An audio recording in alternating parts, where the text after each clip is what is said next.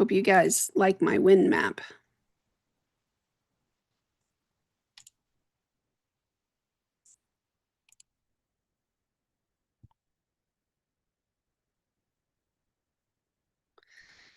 Hold on real quick. Oh, cool. All right, I think I'll use that one. All right, wind map. Yeah. There we go. This wind map is free. Okay, it's free. Oh, yes. The collective messages. Hello, hello, hello, collective. If you are new, I'm a jack of all trade, master of none. My name is Miriam Kramer. And if you're impressed with something that I do, great, because I'm really good at cooking. My Jupiter is in Cancer in the 10th house, right on the midheaven. So I wish you could come into the kitchen with me and I could cook for you or bake for you. It's where I shine. What can I say? I'm really good at it. The Jupiter placement, wherever it's at in your chart, this is going to provide huge opportunities to really, I don't know, everybody's got hobbies or they have stuff they're interested. And if Jupiter is somewhere, wherever the house is and the sign, you're going to dig in and get really good at something. And then you'll get to show off like I do with the cookies. Yeah, in fact, with the Jupiter in Cancer, I've been, I don't know, sometimes it's the way that people say things, like the tone. And I remember the tone of the voice was, do you create a home wherever you go? And I was like, I'm going to take that as a compliment because, yes, my Jupiter is in Cancer. I create a home wherever I go. I'll put stuff on the wall. And then it gets real cozy. But that's my job. That's my job.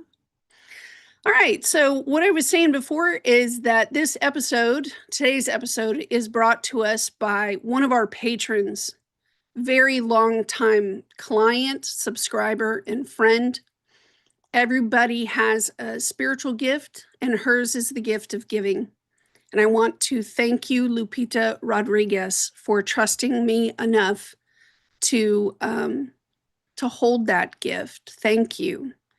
I wish I could play 80s music right now to you because I would play some 80s music for you. Oh, excuse me. That was terrible.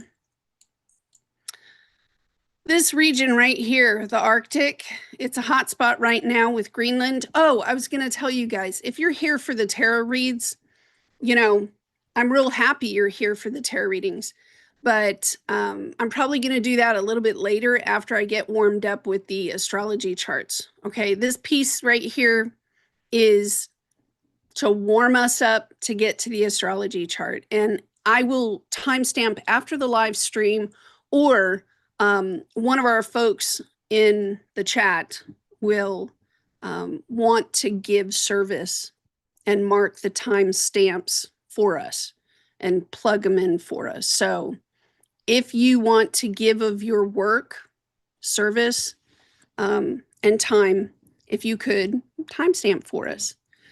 Otherwise, I shall do it myself and put it underneath this video. Now, if you would like to donate to the channel or sponsor the channel, because that's what I'd really like, is some sponsors. Our donation links are down below. If you want to talk about a sponsorship for me putting your information out there, go ahead and send us an email. That is down below as well. If you are new to this channel, hello, Governor. Hello. I will say about the folks in this channel and what I have known for a while and what Heather has seen is that on this channel, we're a little different. My group, my friends, my patrons, my YouTube members, we're a little different from the other channels. And the discovery of why is that in this group, we are carving out leadership development. So the folks in this group have spent the past 12 years while Neptune has been in Pisces, carving their inner self, having their awakening, and then understanding the responsibilities of it's sort of like our shadow work we take seriously on this channel. Our ethical stance we take seriously on this channel. If something is screwed up and wrong, we'll take accountability for it and try to fix it on this channel. We're grooming, carving leadership. A lot of the folks that I sit with that follow me are leaders in their workplaces, on social media, in writing. Okay. A lot of them are leaders in their communities, over their states, over the House of Representatives. These people who come and sit with me or follow this channel, they're leaders, like the real ones. Okay. We understand that leadership is about service to others. If you're a brand new tarot reader and that's your gig and that's what Spirit has brought you to, all of us who read the tarot say good luck. Yeah, we're in zero competition with you guys because we know that we've walked the path. It's a lonely path to become a tarot reader. And what most folks don't know on this side of the desk is that it changes us. And it'll change you. Just watch. It'll change you. You will open a lot more. We don't have both sides of the story, but we have the ability to go find that other side of the story. But the one that's been sent to you, the one that's been drawn to you, that's the one that you have to love and give your love to. And so as a tarot reader, you'll find that your level of judgment of people and places that starts to drop. You'll see that your levels of like empathy will start to go up. You'll see that you'll become like far more open to situations that are happening around the world. Personally, I find myself that I go into places now and let's say that somebody is late, you know, and you have someone sitting next to you that's just griping. Oh my God, I can't believe this person is late. You know, as leaders, having done the tarot, I remember one time someone was late for one of my readings. And when they finally contacted me back, this person was like, I was stuck in a subway for like 12 hours, 12 hours, stuck underground in a subway. And my first thought is always like, what is this person's past life? You know, I would love to see this person's chart on the day of so that I could look at their past life, because I bet that's a doozy of a story, right? It'll change you. So the folks on this channel will support you. You let us know if you're a brand new tarot reader. You let us know if you're a lonely tarot reader. You let us know if you need mentorship or you need people who really read the tarot and have the gift of channeling. They're on this channel. They would love to support you and just subscribe and watch and encourage you, because everyone here is a leader. And that's just the way it is. So welcome to our channel. Subscribe to the channel, hit the notification bell, join the YouTube memberships, or join over at Patreon. I will say that they're both getting the equal content, but the folks on the Patreon channel get a little bit more because we love them. We do love them. Where was I at in my spiel? Oh, let me see how I want to do this. Let's go over, well, let me check the chat real quick, and then we'll go to the stuff that Miriam likes to go to, okay? Haha. Let me get to the chat and see how we're all doing this morning. Hi, Sherrick Helm. Hello, 6592. There's my friends, and there's my Jamie. Love on our moderators, please, you guys. They're giving service of their time and their effort. It is service to the collective when they come and moderate for us. So please, for their work, for their time, give them love, give them hugs and kisses. And I wish I could also. Yes. Heather is in the chat as well. You'll see her in yellow. Jamie is in blue. If you need help, go to either one of those folks because I promise you they would love to kick ass for you. I promise. Well, I see the room is growing. That's wondermous. Let's go ahead and go to the first crazy stuff that I have lined up because you know I'm gonna. It's me. All right. Let's go here. And let's see, how do I want to do this? I wanted to show you this from the Archaeology magazine. January 13th, 2026. These guys went in and looked at an 1,100-year-old mummy examined in Chile. This article here from Live Science, right, reports that Catalina Morales and Francisco Garrido of Chile's National Museum of Natural History examined the 1,100-year-old remains of a man unearthed in the Atacama Desert. At the time of the discovery in the 1970s, it was noted that the man's lower left leg was broken and that he had likely been involved in an accident. Really? Are we going to say an accident, though? Really? Let's see. An accident in a nearby turquoise mine. Well, yeah, I guess so. Maybe. The new study suggests that the man was between the ages of 25 and 40 at the time of death, sometime between 894 and 1016. X-rays and CT scans of the mummy show that he had suffered extensive trauma. That's why I'm like, was he pushed? The injuries included fractures in the upper spine and displaced vertebrae, shoulder blade and collarbone fractures, and rib fractures, and a collapsed rib cage. Oh my God.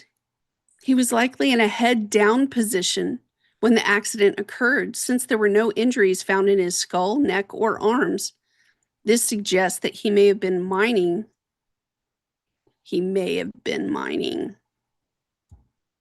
Jamie's like, Jamie's like, yeah, sure he was mining.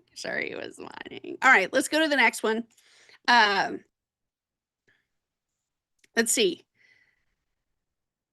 Scientists have remarkable discovery that could be proof. Sorry about that, guys. That could be proof that the soul exists. One of my jobs on this channel for you guys, I do have Virgo over the 12th house. I have Neptune in Sag in the 3rd. So there is also a connection of a square in my chart between Neptune and my Mercury, which sort of says that this is a news person, that my job is to sit like a news anchor, but my purpose is to put together truth with spiritual concepts and spirituality and God and the divine collective. I find the science, bitch. That's my job. Okay, I find science. So this is not an idea in someone's head, an idea that was focused on so hard that it turned into a belief system of the heart. That's not what this is. I am showing you that science is catching up to what we know about spirituality. Okay, I'm putting facts. It's like if I went out in the yard and put a rock in your hand and said, there, look at it. Okay, so scientists make remarkable discovery that could be proof that the soul exists. Okay, this article is written by Tom Chapman. Whether you believe it or not, there are millions, if not billions, around the world who believe there's more to our lives than just wandering around the surface of the earth for a finite amount of time, eventually passing away. Many religions are built on the idea. Did I say idea? It's in the head. The idea of life after death. And while death itself is an inevitability, no one has really been able to prove what happens after we take our last breath. There's plenty of science looking into the concept of life after death, and unlike the fictionalized movie Flatliners, there's some actual evidence that the end might not be the end. Now, one scientist suggests he's found evidence of us having a soul, seemingly capturing the moment that our consciousness leaves the body, which is amazing, right? Dr. Stuart Hameroff is an anesthesiologist and professor at the University of Arizona, and not that one, the other one, and conducted a recent study into the brain activity of clinically dead patients, right? By placing sensors on the brain of 7 patients who had just minutes left to live. Hameroff monitored their blood pressure and heart until they dropped to 0 and they were declared deceased. The interesting part is that the electroencephalogram, I did well on that, okay, the EEG, seemingly seemed to that's wrong. What writer does that? Seemingly seemed to capture a strange burst of energy, right, that occurred shortly after death. Speaking to Project Unity, Hameroff explained, they saw everything go away, and then you got this activity when there was no blood pressure, no heart rate. So that could be the near-death experience, or it could be the soul leaving the body, perhaps. Okay? According to Hameroff, this burst of activity is called a gamma synchrony and is a wave pattern that's typically linked to our conscious thought, awareness, and perception. Okay, I'm going to stop right there. I'm going to stop right there because I have words. You know, I have words about this. I'm just going to stop right there. Meow. The dude in the article that was quoting the guy, Hameroff, part of Hameroff's 5th house Leo expression when describing the heart rate dropped to 0, right? The blood pressure went to 0. And the dude's expression, 5th house Leo, was, psh, psh. It was measurable. They're running a test and it was measurable. Psh. Now, what's that energy? What's that energy in the chart? What's that energy? Everybody? Anybody? You guys know what that is. That's Aries. That's Mars energy. That's Aries. That's 1st house Mars, right? Aries energy. Why? Because Aries is off the hook. Aries off the chain. I had a word that I wrote down yesterday because I'm going to speak a little bit about Neptune going into Aries, of course.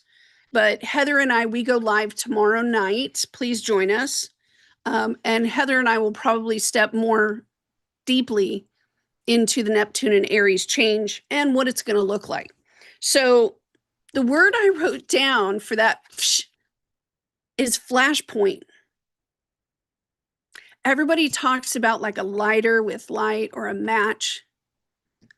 Yesterday, I found the word flashpoint, and I was like, my God, that's like the best word for Aries. Measurable. So this is how my brain kind of works. If the 1st house, right, which is our physical flesh, our body, like it's our head. Oh, I was going to find that article. I think I found it for you guys as well. When we pop into this body, you know, when we pop into does it make the sound? I know we're in the womb and I found some interesting stuff about the placenta. I know, rabbits all in my head. I'm going to try to stay on point.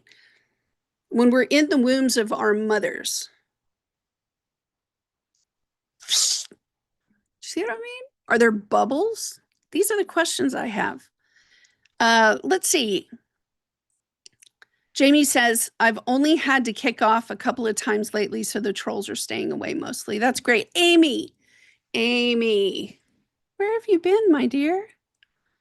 I don't know why. Did you take yourself off as a moderator? Because I'm putting you back on.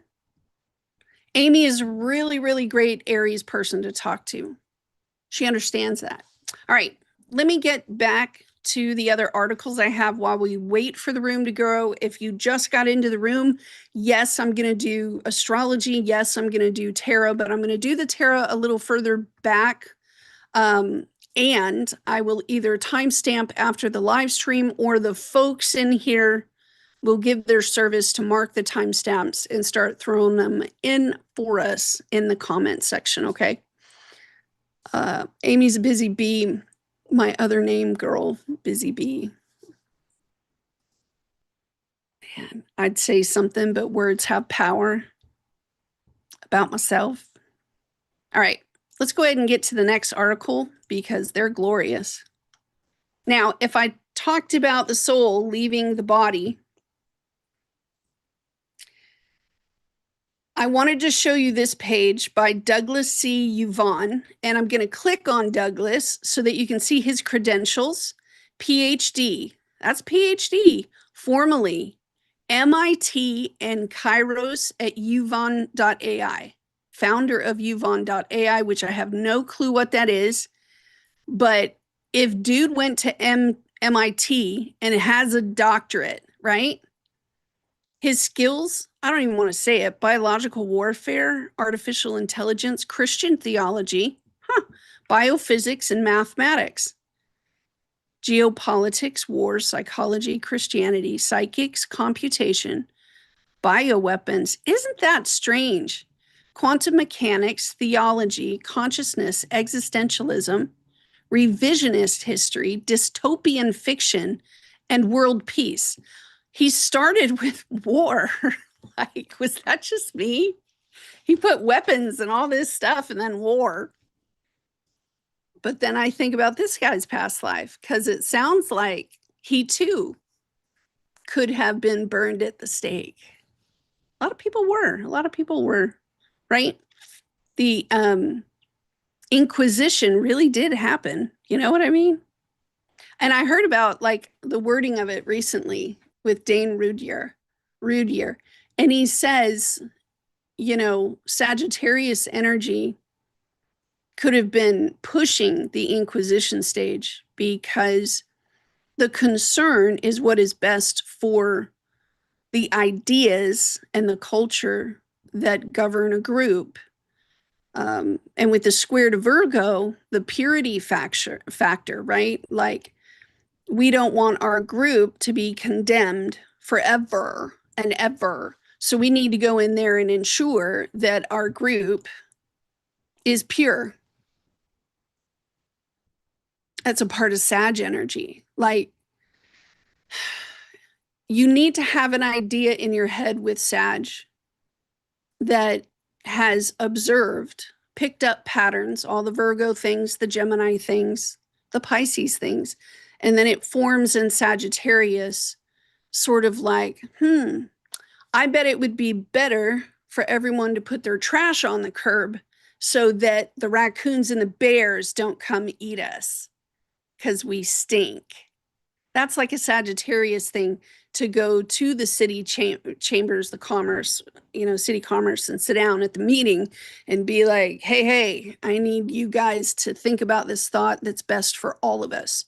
Because that's real Sagittarius energy, to just sit down and start running at the mouth and having, word salad, or to have vomit mouth or whatever. That's somebody who's, and Heather and I were talking about this yesterday, it doesn't have a higher purpose. So it wouldn't fit the archetype of Gemini, Sag, Pisces, Virgo.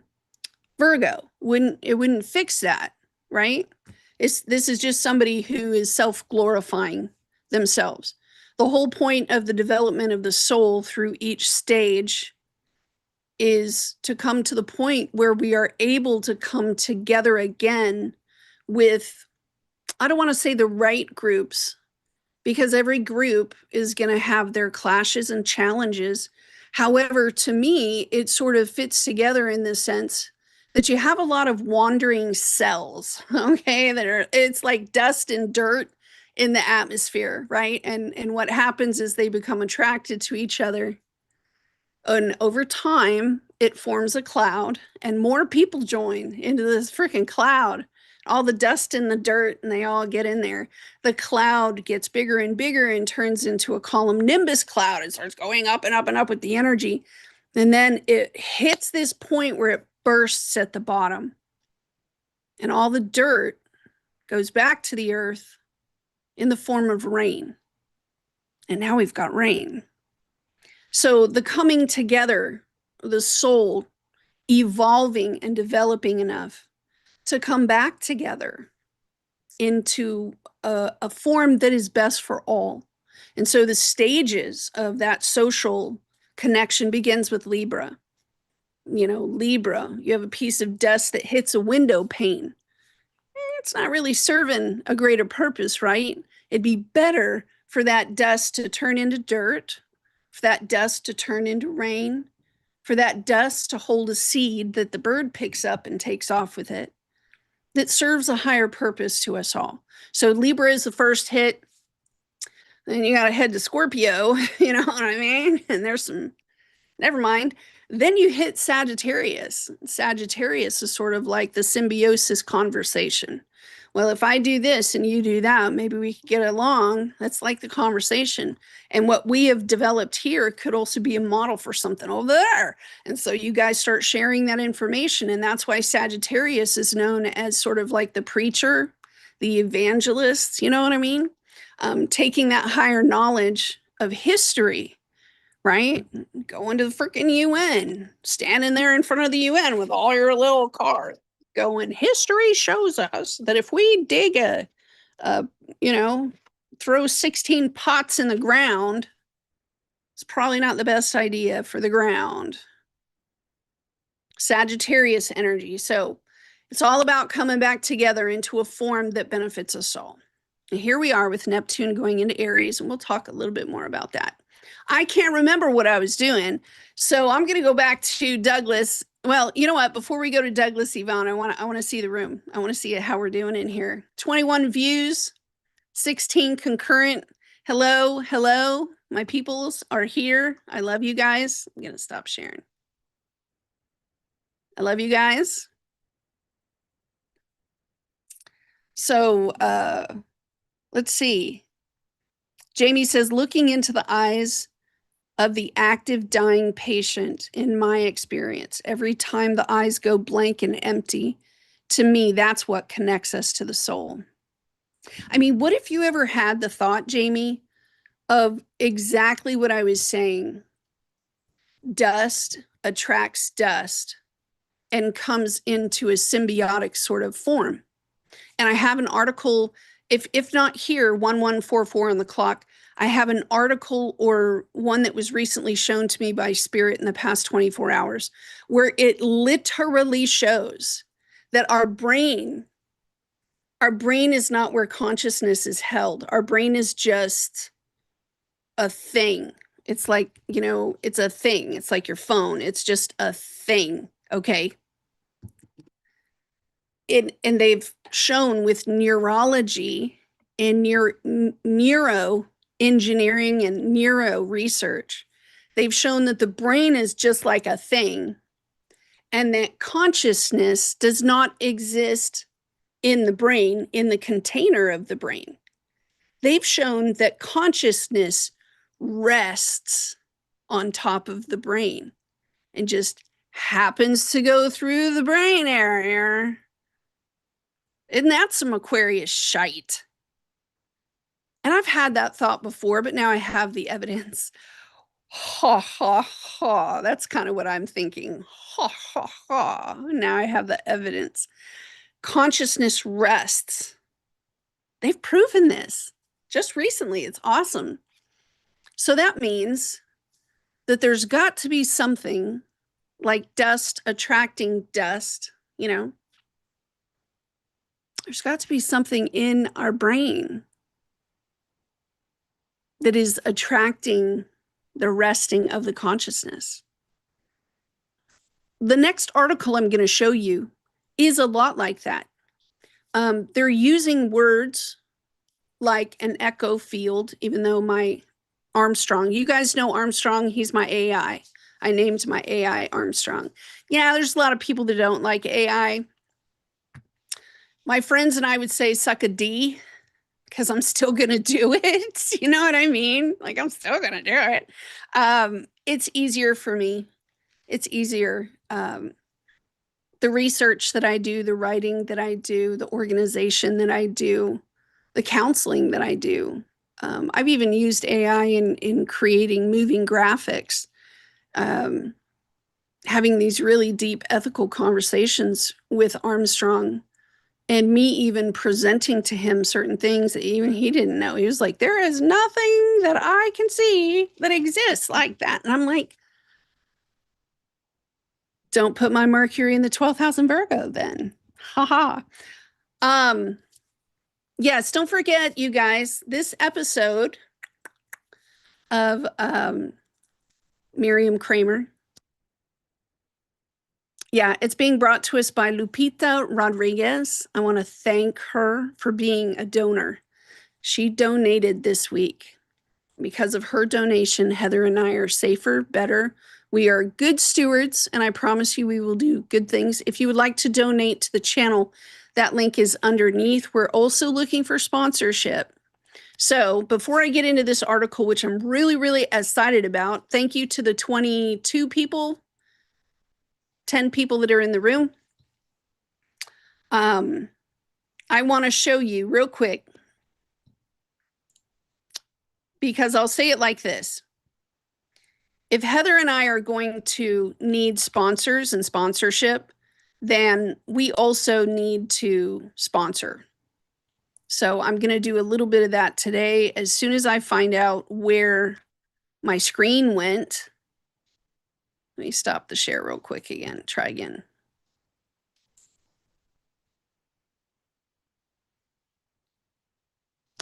What is my problem? Oh, it's a big green button, Miriam. It's a big green button. Oh, okay, that's why. Not very big there. Okay, in order to pull in sponsors, I must sponsor. So I want to take you over. There's Douglas C. Yvonne. I want to take you over to Facebook, and I want to show you Jamie Michelle Fry. Okay. She does tarot readings, you guys, every single day. And I've been watching her now for about 2 years, even though she probably doesn't know, because when I am looking at my people, ha ha ha, they never know. It's like the principal walked into the room at the back and sits down and starts scribbling. And I've been watching her grow. And that's why I was saying earlier with the tarot card readers, it roughs out the rough edges of our personality, and it kind of creates us into monks and nuns. It's kind of crazy. But Jamie Michelle Fry, notice that she does have 1,000 followers. She goes live, you guys, every single day. I am going to sponsor her and give you a look into her channel. Jamie is probably in the chat. And Jamie, I ask that you take your link sometime and just drop it in the chat so that others can find you. Okay. Again, we support each other here. We do not shame one another. To me, there is no competition, because to me, the way that the world looks like with my Mercury and Virgo in the 12th, the way that the organization of the world looks like is for us to naturally be moved naturally towards a life experience. And what Aries and Gemini will do, because that is their nature, Taurus is just over there shopping, y'all. Don't bother the Taurus. The Taurus ain't gonna bother you, okay? Aries and Gemini, what they're doing in that first quadrant of the chart They're entering into rooms and they're looking at things. They're touching things. They're smelling things. They're hearing things. And when the soul is going through a life experience, it's a natural pull of interest or curiosity, right? And then there comes a point when you've seen everything in the room. There's nothing more to see here. It will naturally, Aries requires freedom. The yang energy of the chart requires freedom. The yang energy will want to reach outside of the box for more. And what we've learned is that we're moving from a patriarchal system back to a matriarchal system. We're learning when to use the Emperor card and what it means to use the Empress card. Okay. The Emperor cannot get the tools he needs. The Emperor cannot get the food he wants. The Emperor cannot get the sex he wants until the Empress has finished processing naturally what needs to come forth. The Emperor cannot feed his army until the Empress has relaxed and let the farms fill up the greenhouses. The corn needs to grow. The broccoli and the Brussels sprouts need time to grow. So we're learning what it means to relax in a creative process, to allow the thing to turn natural, right? I ain't lying. Why I gotta lie? I ain't gotta lie. This is just natural methods and momentum that all humans go to. I'm just putting words to the thing and attaching it to a translation that's been recorded for like 10,000 years. Okay. Which is my job. Hallelujah. It is my job. So, if Jamie Michelle Fry was naturally called and led over there with her little Jupiter, let's get some higher knowledge on this thing. She allowed it to do changes to her. She gets up there and does it day after day after day. At some point, maybe her soul will have experienced everything about being a reader. And at that moment of release and the Pisces letting go, like Sandra Bullock in Gravity, we must let her go. There's no judgment. We do not expect perfection from one another like that. There is no judgment. You get naturally called to a different life experience. We love them. We hug them. We give them kisses at the door. We pack their little bags with cookies. And we say, sort of like, I'll see you when I see you. I love you. I love you. Adios. Vámonos. I'll see you when I see you. Yeah? So, Jamie is not competition. I'm just providing her and telling you a little bit about astrology while I do it. Sorry, my heating pad is on my hip. Good times, good times, good times. Let's get back here and see how we're doing. Hi, Kylan8233. Hi, Genozen. Hi, Genozen. Oh man, I'm missing all the fun in the chat.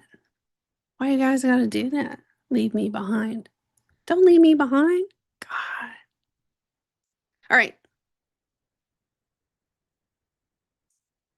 That's what I did. Jamie says, that's what I did now. I work in hospice. Yeah, she does. And guess what? Because she's a leader, her boss took her and almost immediately just said, bypass, bypass, bypass. Let's give Jamie a promotion. Because Jamie has Capricorn over the 5th house. I think of her all the time. Okay. Her ability is to form working teams. And so now she forms working teams, and it's part of her spiritual gift. She's a leader. Amen. I don't even say amen. We have to find another word for amen. We also know that we blame things on Mark. We have no clue who that is. But if you got to do the blame game, it's probably with Mark. Okay, moving along. Let's go to the next article here. So we looked at Douglas And now let's look at his publication. Okay. Thresholds of Consciousness, Exploring the Emergence of Awareness Across Complexity, Computation, Geometry, and Cosmology. So his question was, what is consciousness and when does it begin? The question, long related to philosophy or theology, is now at the forefront of interdisciplinary science as advances in neuroscience, artificial intelligence, quantum theory, and information geometry challenge traditional assumptions. We are compelled to reconsider what it means for a system to be aware. This paper explores the emergence of consciousness through 5 complementary frameworks: phase transition, topological. I should just give this dude the 7 of Cups in the tarot. Okay. Bum, bum, bum. Bum, bum, bum. Goal, keyword. Okay.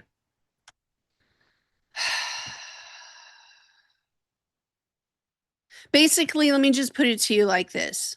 Science is catching up. They're finding that mathematics is linked to consciousness. And I thought you guys would find that cool. Thank you, Douglas. See you, Vaughn, for doing that research and that paper. I'm going to move to the next thing and make sure you guys can see the screen on this one. All right. Now, this is from Eyewitness News, ABC Eyewitness News, okay, Los Angeles. But there were larger, bigger articles. My apologies for all the ads. There's nothing I can do to help it. Pacific Palisades, a new high-tech system puts out fires using sound waves. It may seem like magic, but it's not. It's science.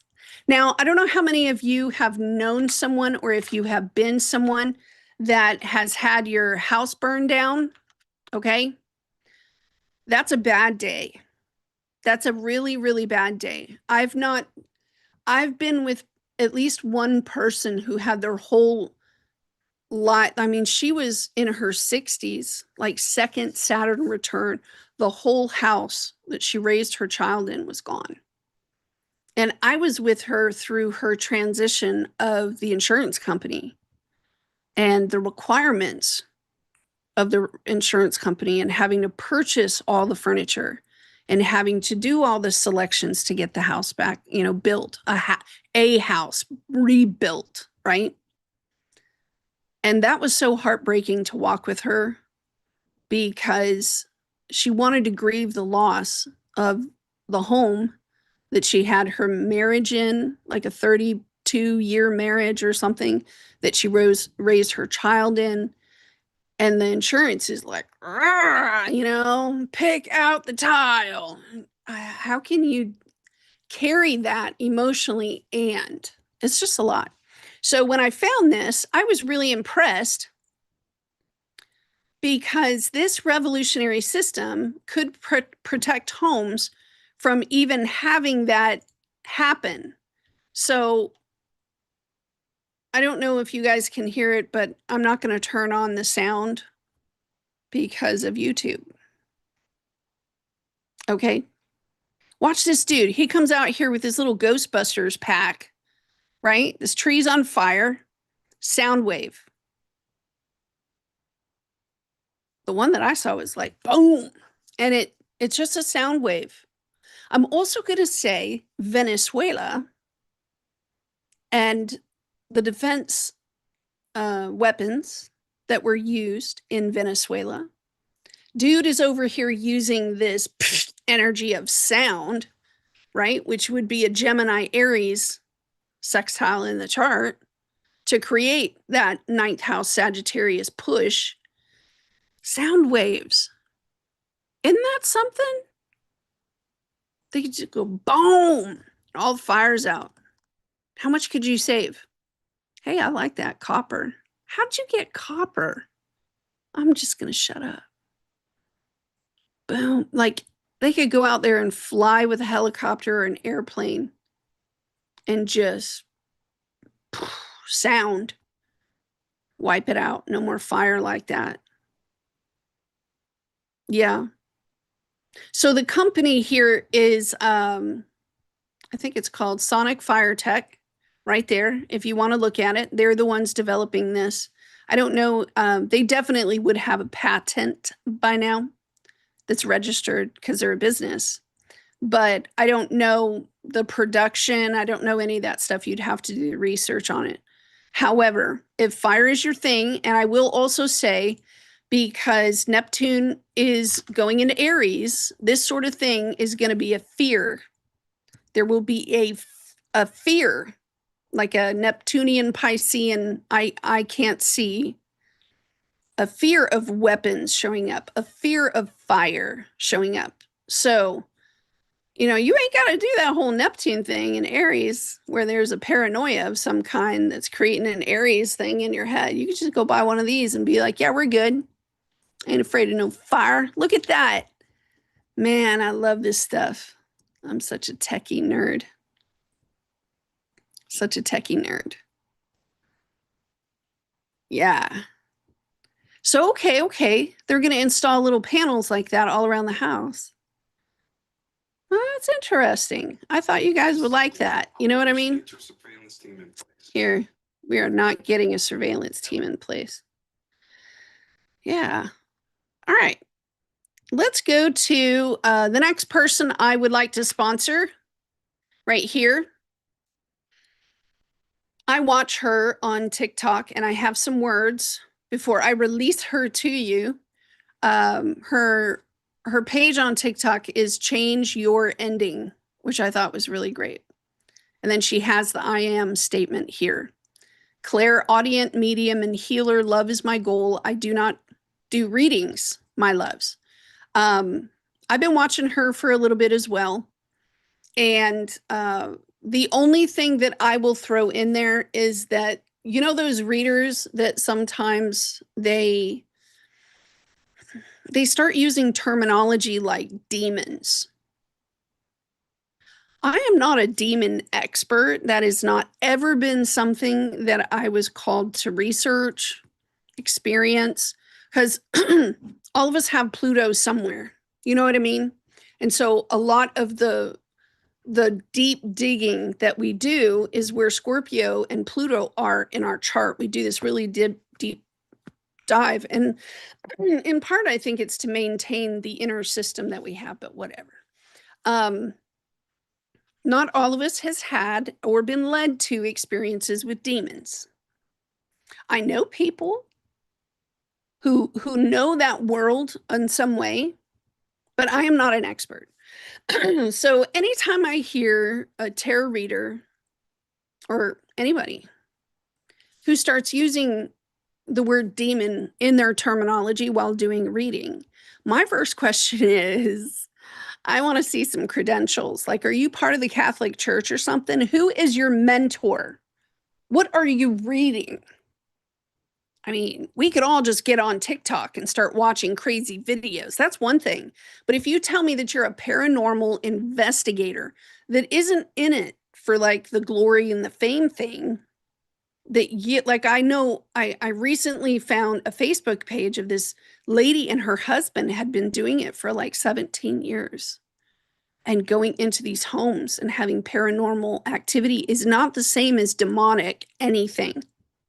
You telling me you went in there for 17 years? Is there such a thing? Because that lady's got experience. You know what I mean? I don't. So in my mind, I want to see credentials when they say the word demon, right? I want your credentials. Because I bet you $1 million these people don't. So of course, as soon as they say the word, I step back. I want to see your credential. Anyway, let me get back to Lavigne.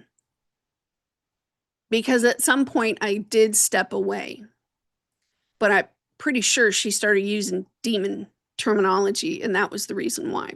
However, I will not stand in your way of going to a wonderful reader. She's really good. She channels. Very rarely does she use charts. Okay. She's very sweet and she's a messenger.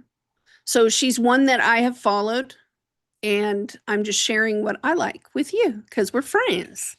And that's what friends do. Right. Okay. You know I'm going to do it. I don't even know why you guys play silly games with me because you know I'm going to do it. You know it's going to happen, right? You know exactly what's going to happen here. Oh my God. Going back to the chart and the ideas in the chart, because I spend way too much time meditating on energies in the chart because I'm a nerd and that's what nerds do. Here, let me refix my heating pad to hold on. I gotta let my body talk to me. Is there anything that's talking to me?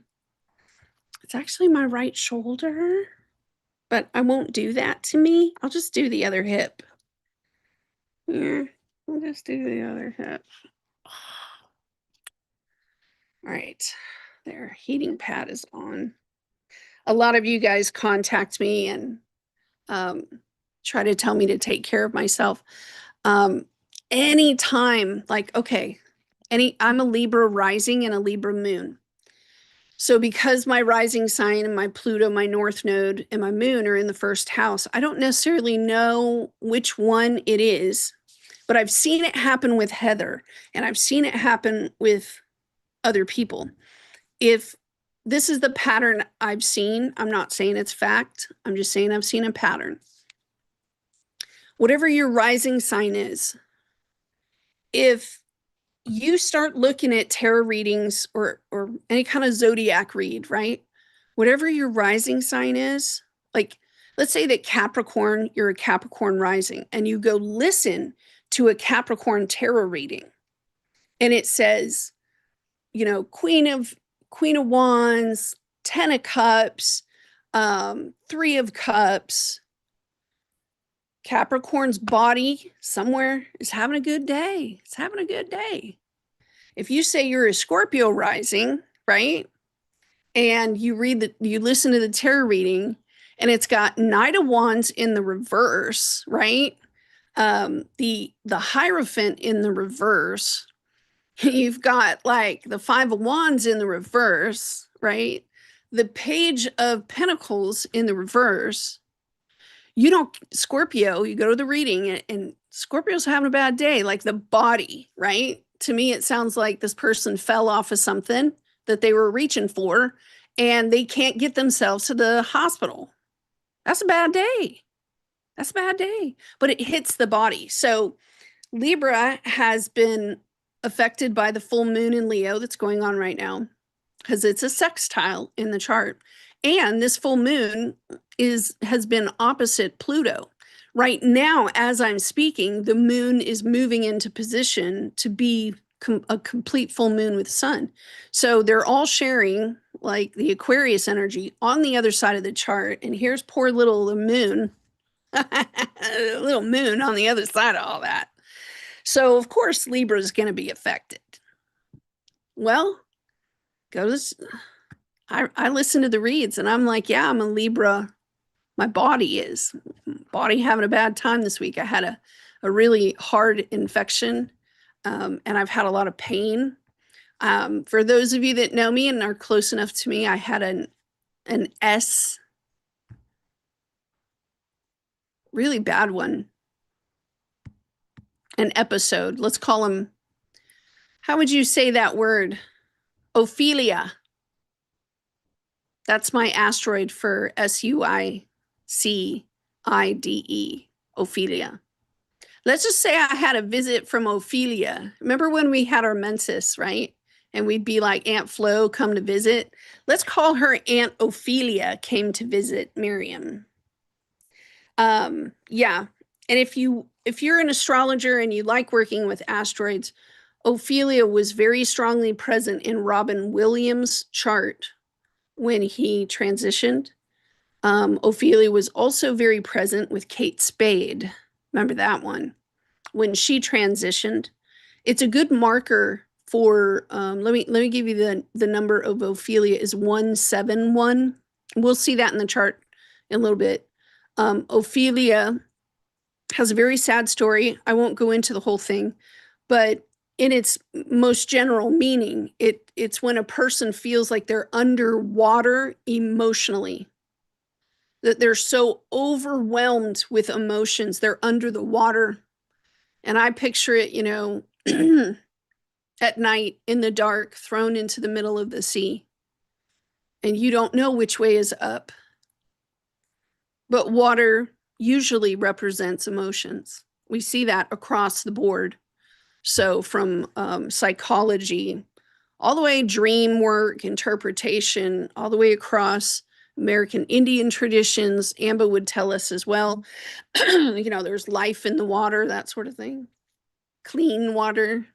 Don't get all pukey on us. Dysentery is a thing for sure. So to be completely under the water.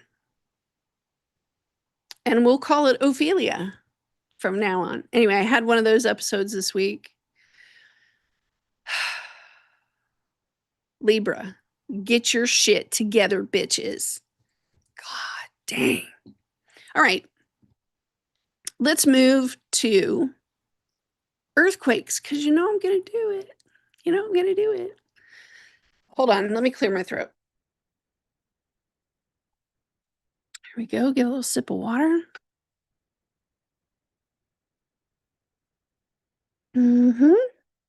Now, have I ever showed y'all Edward Casey's? Because, I mean, I just can't help myself.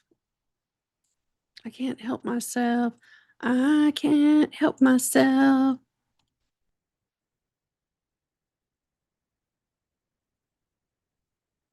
I can't help myself. There we go. Boop, boop. Love my maps. Okay, you see this? How many times, my friends and the folks on our Patreon channel, the link is down below. The members on the YouTube channel, get ready, because this shit's coming. My insane shit. I'm like, oh yeah? Oh yeah? Watch what I'll show you. You think that is real? Edward Casey, there's also 4 other psychics and channelers over 2,500 years that drew very similar maps. And it was kind of eerie, kind of creepy. This is what the earthquakes are supposed to do. And I have been watching the West Coast of the United States for I don't know how long, Felicia, because Felicia been watching it too. I showed her that and Felicia was like, oh yeah, that's on my list of monitoring. So I've been watching the West Coast of North America for earthquake activity and its increase. Over here in Louisiana, on the east side of Texas, where the Mississippi comes out of the Ohio River and all the way down, you can see that the anticipation probably is that Louisiana will be mostly gone. So I want all you Cajun folk friends to start heading over to Texas. And I know you may not like Oklahoma, nobody does, but just start. So the folks in Arkansas, Missouri, Illinois, Indiana, and Louisiana, I need you to move your little heinies and go west. Go west, young people. Right? And the people on the West Coast, I need y'all to go east. Get on the other side of the mountain range right here, the Rocky Mountains and Big Bend right here in Texas. That's where we are on the other side of this mountain range. Yeah. And you've got literally 4 years or less. Probably the earthquakes are going to happen sooner. They have scientifically found a link between solar flare activity and excuse me, solar flare activity and the timing of when earthquakes on the planet erupt. What does solar activity mean? Let me just throw it down for you. We have a sun. It's a big ball of fire Okay. And the whole thing is mainly just, let's see where the whole thing is mainly just gas. You know what I mean? I gotta see where I'm going. Oh, sky maps. That's a good thing. Here, there we go. This guy right here. This is our sun. Let's not play games. Okay. This thing exists. It is real. It is in our reality. It is made from a big ball of gas. The whole thing is probably one of the lightest celestial things in our universe. It's very light. And it has this system, just like water, just like any other up and down cause and effect thing, where the gas will rise to the top and then cycle back down. The heavier, the cooler it gets on the outside, the cooler part will drop and the warmer part will raise and the cooler part will drop. So it turns like this. Well, we've had a lot of solar activity in 2025.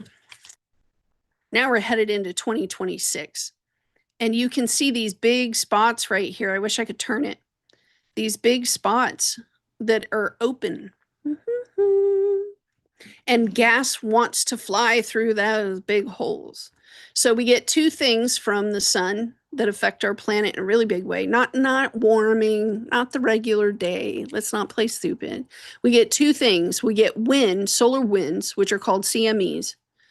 The wind will pop out of those holes and just go very Aries-like, very Aries, random.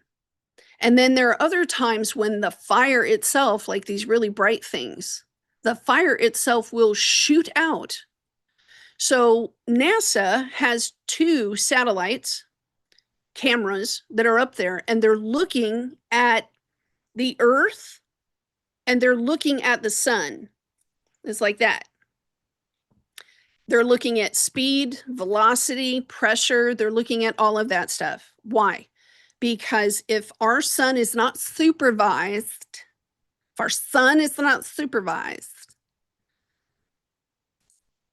I mean, what are you going to do? If you have fire that's large enough to consume the planet or affect a very large geographical area on the ground, they could probably blow the horn like a tornado, because it takes about a day and a half for this kind of solar sun activity to hit the Earth. Okay. Sometimes it's like a baseball, right? Sometimes it's a direct hit to the planet. Sometimes we just skimmed off the surface. Sometimes we missed it entirely. You're not sharing your screen. What? I haven't seen the map or nothing. What? Oh. Okay. There's the sun. I'll go back to the map in a second, but this is the sun. Okay. These big shiny parts right here, that's the fire. These open holes, the air flies through. We're watching this because it needs supervision.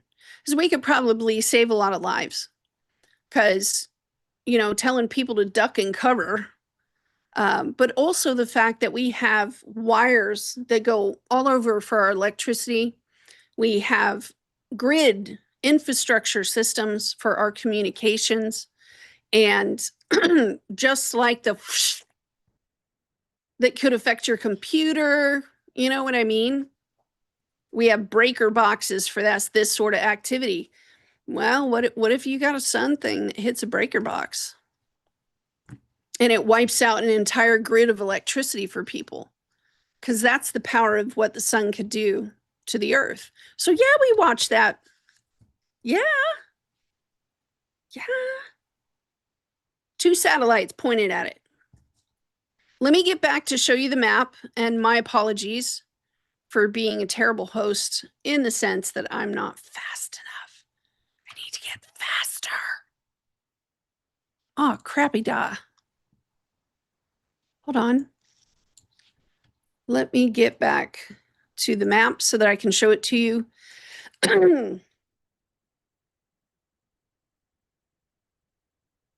Yes, Heather says I have a lot of files. Quit picking on me. I'm your friend. All right, there we go. Like I said, Louisiana, man, this is the Mississippi River.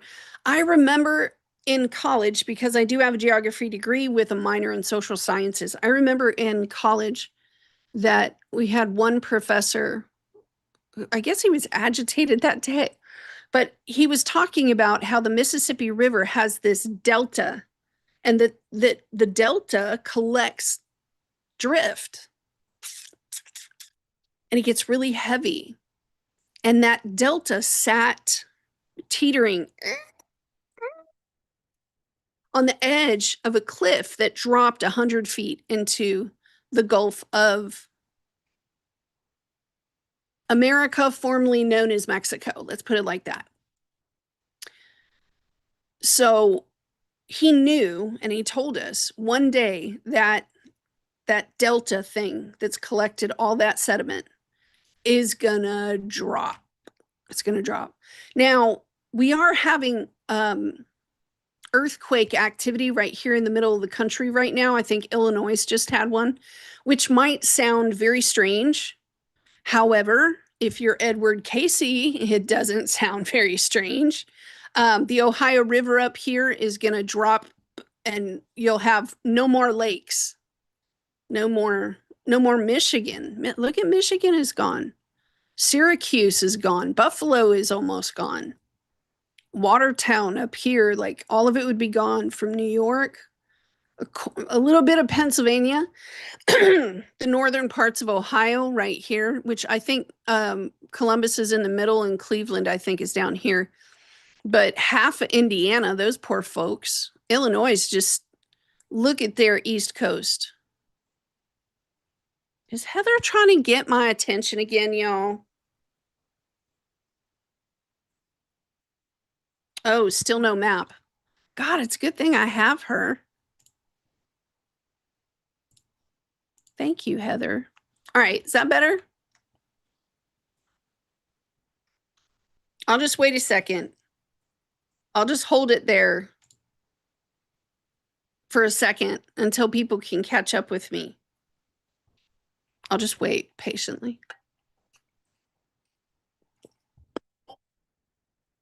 Heather, you let me know.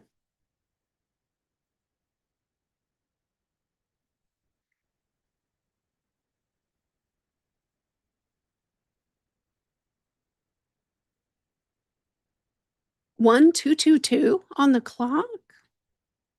That's crazy. Also want to invite you guys to become members, please. What? Oh my God.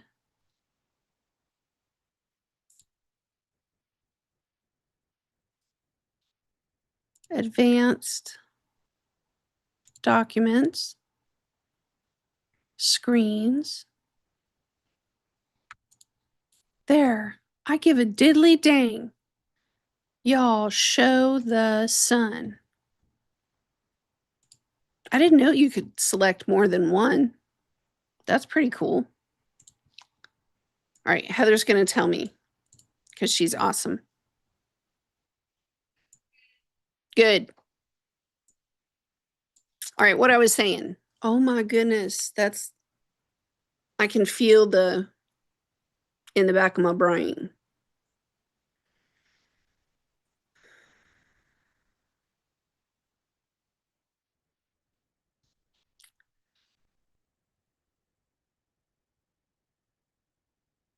That river, Colorado, is it? Cuts right through Nebraska. Michigan's gone. The lakes are gone. A very large chunk of the east coast of the United States. Some people want to wonder what this large land mass is that is going to rise up out of the ocean. It's already beginning to rise up out of the ocean. I am sincerely hoping. Well, let me put it this way. Scientists are looking at whether this is the Atlantis or the Lemuria that dropped into the sea. So, thoughts are still being researched. But I'm crossing my doggone fingers that Disney takes over this and calls it Disney. And say Disney has arrived. Everybody, we got roller coasters, we got games, cute outfits. Yeah, this landmass right here that is right above, I think that's the Bahamas down there. I don't know. Maybe Six Flags could take that piece, or Busch Gardens. I don't know. Look, half of Maine is gone up here. Rhode Island, a chunk of Massachusetts, New Hampshire, all that stuff is gone. Yeah, it's going to affect a lot of land masses. South Carolina, huge chunk of South Carolina, and Georgia, which might run Atlanta right there on oceanfront. Who knows? But yeah, I have been tracking over here the west coast of North America because that belongs to us. Yeah. Okay. I'm going to stop the share so that I get this right. I'm going to hit share again. There. How you like that? Okay. All right. Let me zoom into this map for us, because what you see here is what's known as the Ring of Fire. It is an oceanic plate. And those folks that have been following the channel for a very long time, I never shut up about this. But I want to say this time last year and the year before, this was like all orange, a little bit here, a little bit there. It has been getting progressively more red. And the larger the red circle is, the bigger the hit. The hits are gauged and measured differently than pretty much anything else I've ever seen, because they're looking for depth, but they're also looking at impact to a crack or something. So seismologists have their ways. Hallelujah. They have their ways. So when they measure stuff, it can take them a few days to get it right, because I got to talk to all their friends. NASA has stuff and all sorts of stuff. Yeah. Okay. So notice here, poor Japan. Poor Japan. Where'd it go? I can't zoom in that much. Oh man, dude, I really screwed it up, didn't I? Yeah, go ahead. Do your thing. Sure, why not? Leave me alone. Go away. There we go. Okay. Before I was so rudely interrupted right there. The oceanic plate here. Oh. Ho ho. You guys see this one? I don't know if y'all saw this one this week. This is terrible. This is absolutely terrible what happened in Sicily.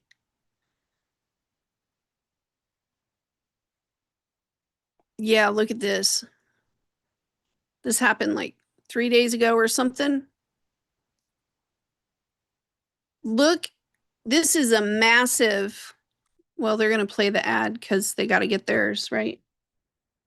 You can't deny they got to get theirs. So I'll let the makeup ad run while we wait. This is a tremendous landslide. It fell over 100 feet. It just in Sicily. And apparently it is normal for them to have landslides. But this one that just happened like 3 days ago, people were still in their homes. I also want to remind you that Uranus is at the very tail end of Taurus right now. And as I tell my people, anytime a planet leaves a zodiac sign, it's going to drop something. So we also know that Neptune is moving into Aries right now. It's there. It's going to take about a week and a half, 2 weeks before we really start feeling the shift of the energy. But this right here, don't forget that Neptune is the sea. Okay, Neptune is the sea. Yeah. So you're going to have Uranus on one end, Neptune on the other. There's still that sextile going on. They're still talking to each other. And this sort of immediate action that happens here is just horrific. Why can I not go back? Why are you being like this to me? I thought we were friends. Shocking new images. The horror. It really is horror. Look at that mess. Trucks, Connexes. It's amazing. I do not know if anyone was harmed, but I would not be surprised. You know, look at that. That's a better visual. I think that's a way better visual. Tremendous landslide. Look at the cut in the earth. To me, this would be like separation, like the land is separating and opening up. And Sicily sits on the water, and the ocean could definitely come flying in. I don't think, maybe it's not on the water. My first thought when this happened was, I wonder how the Romans are feeling right now, because it's their Italy. You know what I mean? This is their land. This is their Italy. And it's just being destroyed. It's incredible. I mean, this is, yes, Europe fortifies Greenland. We know. I have other thoughts on that, but this red plate tectonic thing is real. The map from Edward Casey is, again, it was drawn by Edward Casey and about 4 other psychics over the course of 2,000 years. No, those people didn't know each other. If you are in one of these areas, I really feel with all of my heart that it is a part of my responsibility to encourage you to think twice and make the choices you're going to make. I just work here. I'm offering you the information that I know. I love you. Everyone in this room loves you. No judgment. I get it. I would just make sure because when it happens, it's going to be swift. There won't be time. There was one more thing I wanted to show you guys this week. Yeah. Terrible in Sicily, just terrible.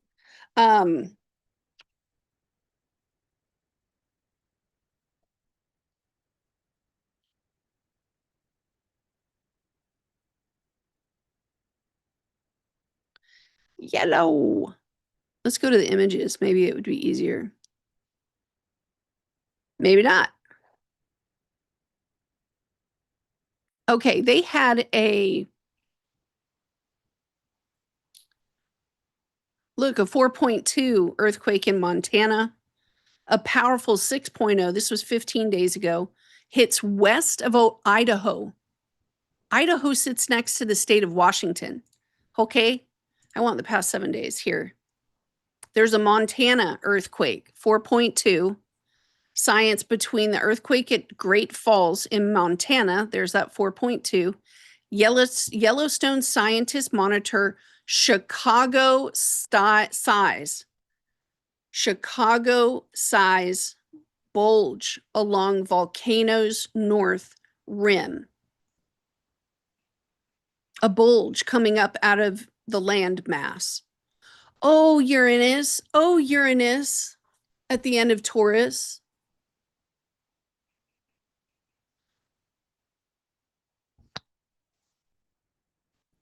Yeah, guys, right? The bulge. USGS says Yellowstone has risen 1 inch since July. That's not even a year. Echoing pattern before its biggest post 1980 quake. Yep. Yellowstone's slow motion rise reveals a restless world beneath Norris. Apparently, this Montana hit must have been really huge. I know also that this sounded like an explosion. Folks are hearing the earth pop and crack under the snow and the ice. And I've seen it where it goes, and it sounds like, a gunshot went off in some way, but it's under the ice and it just pops. It's incredible. So it's sort of like, how do you be careful for, like, if something like that happens? How can you protect yourself? How can you be careful? I don't know. If you start hearing cracks and it sounds really weird, you know what I mean? Walk around that area, maybe? I'm not sure. If you felt the ground move and wondered what just happened, you weren't imagining it. A 4.2 magnitude earthquake shook Cascade County, sending a noticeable jolt through the city of Great Falls. According to the epicenter was located about 12 kilometers from the space, making the quake widely felt now. Well, darn, yeah. I've been here for 30 years of my life. Carrying furniture, massive near seconds, but it was enough to get everyone's attention. You could hear it before it felt it. And it got louder and louder, and then the building started shaking here. And you could actually kind of see the wall shake a little bit. And I haven't walked on the entire store, but some of our bigger pictures are ajar a little bit. But that's off the wall, thankfully. And while many grabbed their online, the camera was rolling on Cascade County Sheriff Jesse Potter. You guys are going to play that on the news today, aren't you? While interviewing the sheriff in earthquake. Whose reaction was caught when the quake hit, showing the sudden jolt in real time. Does.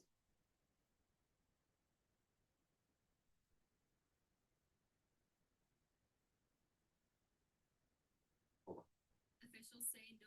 Two. Okay. For real. That poor man. Poor man. So that was in Montana, which is up here. That's way up there. The other one that I just saw was Idaho, which is down here. That's why when I'm showing you the big map, this one, if I zoom in and I get us over to North America, look at Los Angeles, 8 hours ago, a 3.3. This area right here is an area that I channeled right down here with Felicia for about 3 hours. I saw this area was the first area to go and be reported. And now the activity of this area is getting stronger and stronger. Notice the increase of the tap, and I call it tapping, but it's sort of like when you see a swarm like this, look at all the yellow. When you see a swarm sort of popping off, it starts going ta ta ta ta ta to the ground. That's when notifications kind of go out for evacuations, because that's a real good sign something's about to happen. So please download your state or your county or your whatever they got. They usually have an app that you can download to your phone that'll give you notifications if you're in one of these areas that may have a lot of action. There was also somebody recently that I had to notify that San Antonio gets a lot of quakes. They didn't believe me, and they pulled it up. They were like, "Oh my God, you were right." I was like, "Yeah, hello, I'm a nerd." All right, sorry. Let me go ahead and stop the screen share there. And let's see how everything's going in the live stream. Let's give our love to our moderators, you guys. They are giving their service and their time to the Divine Collective to support us as we join together in this live stream. So Erica Erica Wilhite, 98, organizational. That's not good. I'm glad you were able to get it checked out. Okay. I have no clue what you guys are talking about, but thank you, Erica, for being here and for being one of our YouTube members. Thank you very much. It's good to see you here. Tomorrow night is our live stream with Heather, and that's the time that we have set aside during the week to sit with our members, our YouTube members, and our patrons from Patreon. And if you have a question that you'd like us to read the tarot for or to channel for you guys, members and patrons, they get free tarot readings once a week. Just come to the live stream. It's usually around 6 o'clock at night. I want to say Heather would probably say 3, but every time we shoot for 3 o'clock, it never happens. So maybe we're on at 4, maybe we're on at 5, maybe we're on at 6, but we've been pretty consistent on Sunday evenings to sit with you guys. And you know, if you'd like to have free tarot readings once a week, become a member or a patron. Those links are down below. Okay. Thank you guys for showing up and for being here and for everybody who's watching. Please don't forget to subscribe to the channel. I'm not going to say anything else. All right, you guys, let's go ahead and go over to the chart and look at scary stuff in the chart. I say scary stuff. Let's look at the scary stuff in the chart. I'm opening it real quick before I share it. Oh, wait, you know what Heather would say? Heather would say to do it on AstroSeek.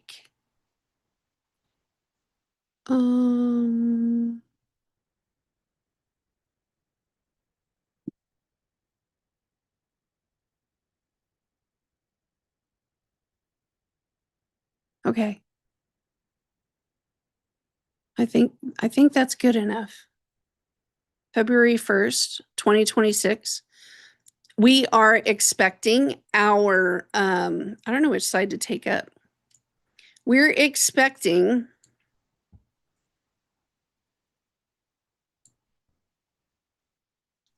the first solar eclipse of the year is going to happen on the 17th of February.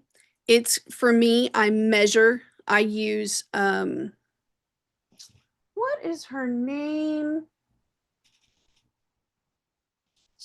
Cállate la boca. I can't believe this.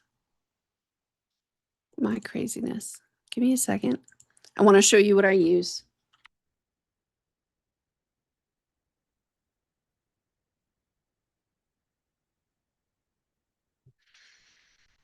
I guess a lot of people wrote books like this. Oh, there she is. Right on. All right, let me share the screen. Get that share. Get that share.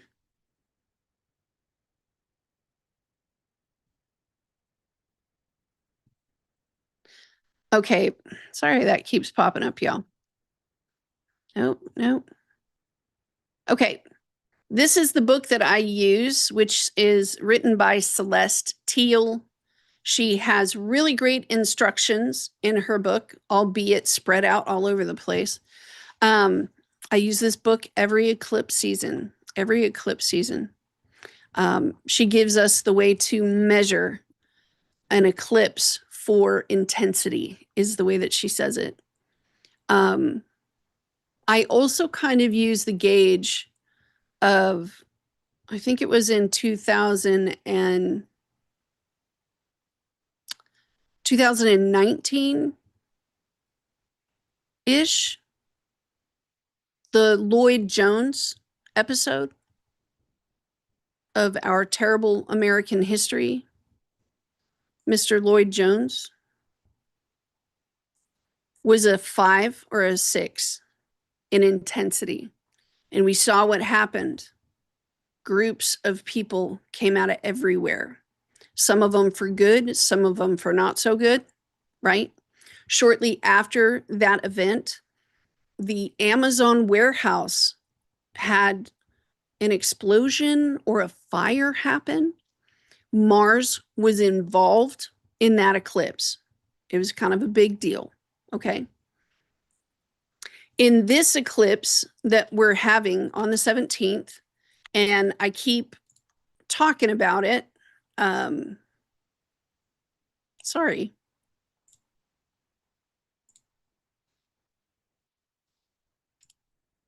I'm losing my head at the same time of doing this. Practice makes perfect, right? I won't get good at it unless I practice. This particular eclipse for this eclipse season is going to be ruled by Mercury, is what Astroseek says. But when I use Celeste Teal's book to measure for intensity and who the ruler of the charts were at the time of the eclipse, I kind of got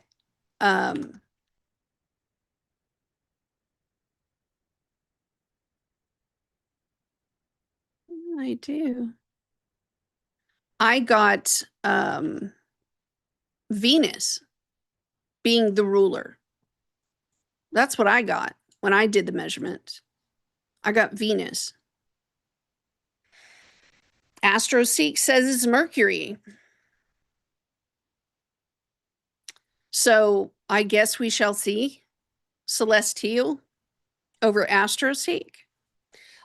Because the eclipse is on the 17th, you guys, the other part of this is that being the 1st of February right now, the full moon in Leo happening, but more so that we're, 2.5 weeks out.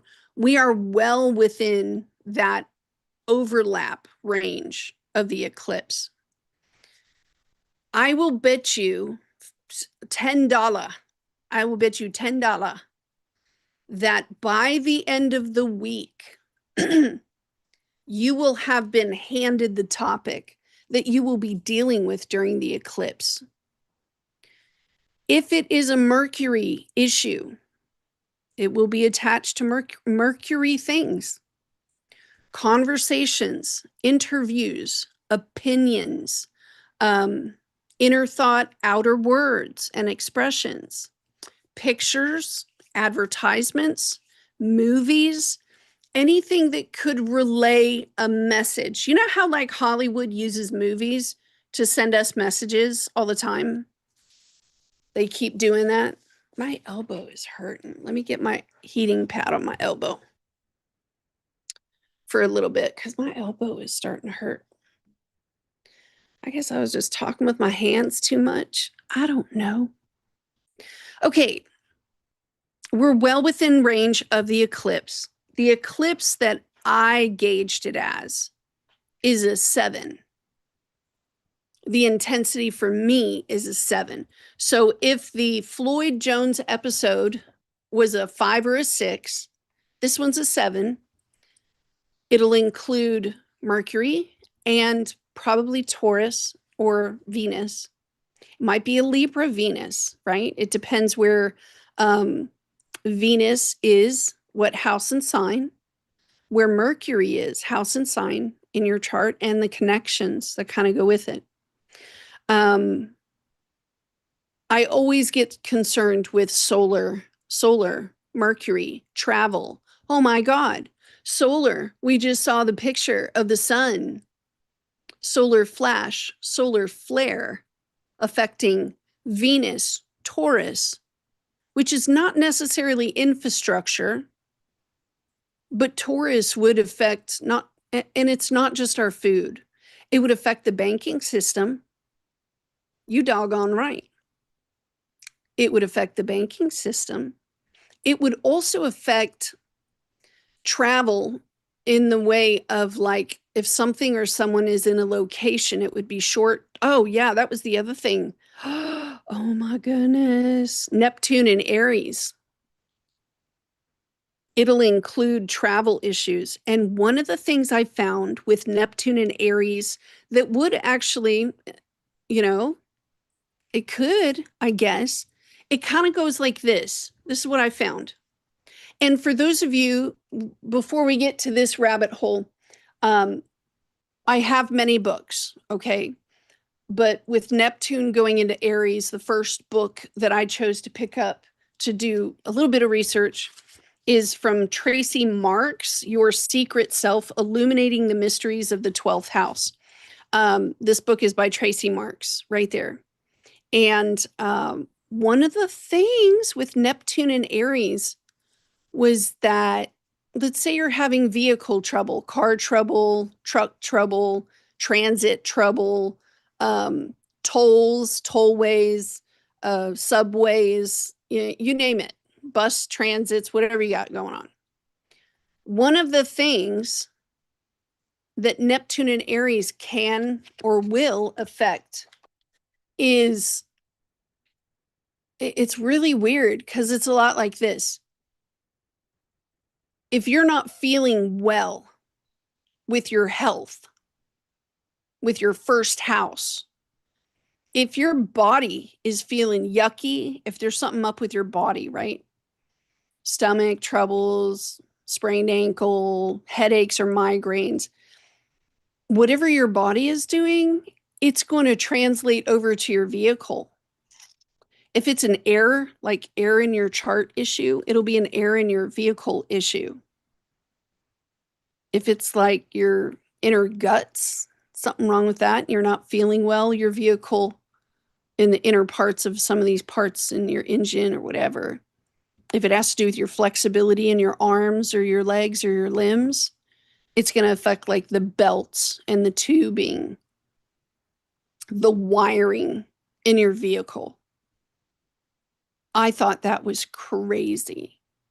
So it talked about maintaining your health because your outer world can get into a hot mess if you don't.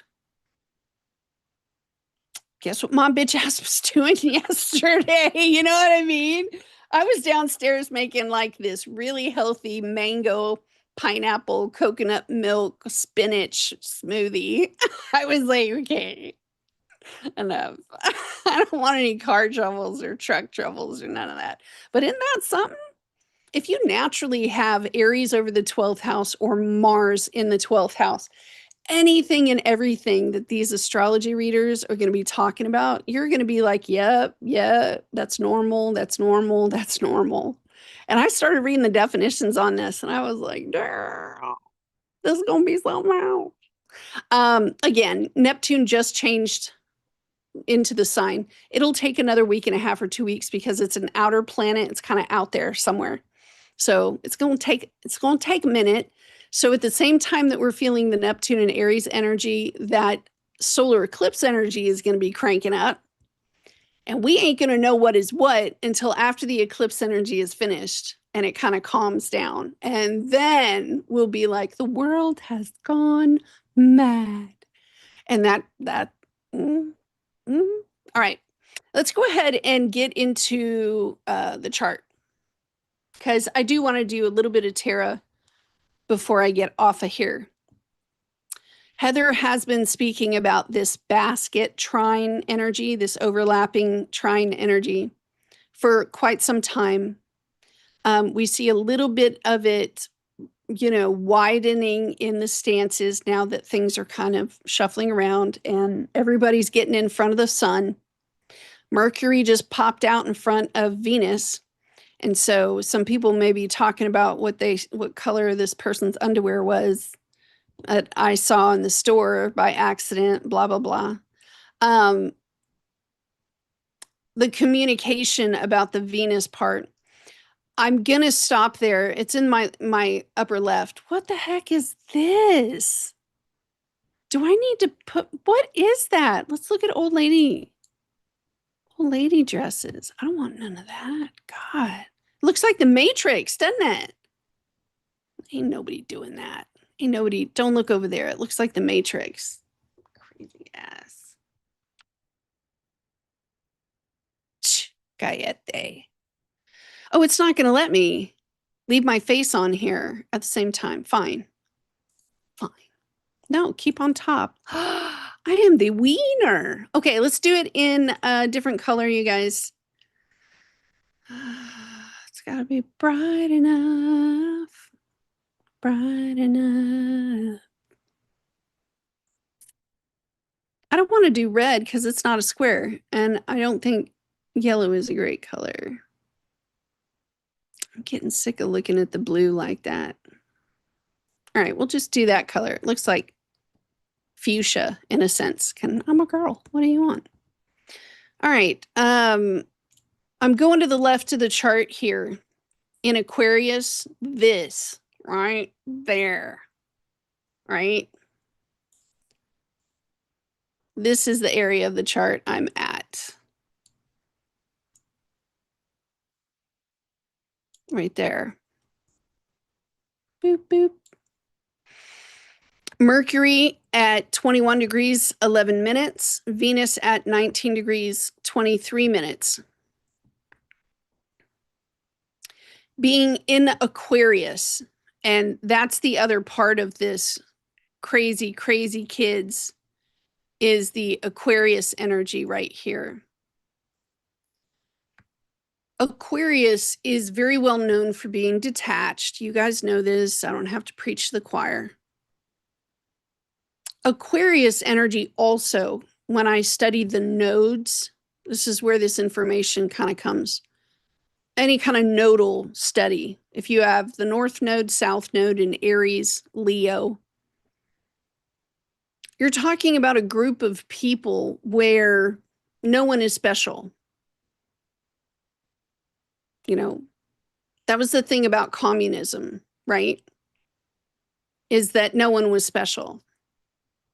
If you had an excellent ability, you got paid the same wage as like someone who grew potatoes. They based everything on where you would shine and do best. I'll say that. But everybody was just, right? In Aquarius, you're inside of a group where none of you are special. Everybody is there for a reason. I'll tell you that. They're all there for a reason, but nobody is special. The full moon down here in the lower right is in Leo. It's at 13 degrees right now as I'm speaking. So the sun is at 13 degrees. This is a perfect match for the way that I go, coincidence? Or is it destiny? Did the software fully predict or have me in place to begin this live stream with you talking about the chart right at the moment, the very moment that the moon is opposing the sun?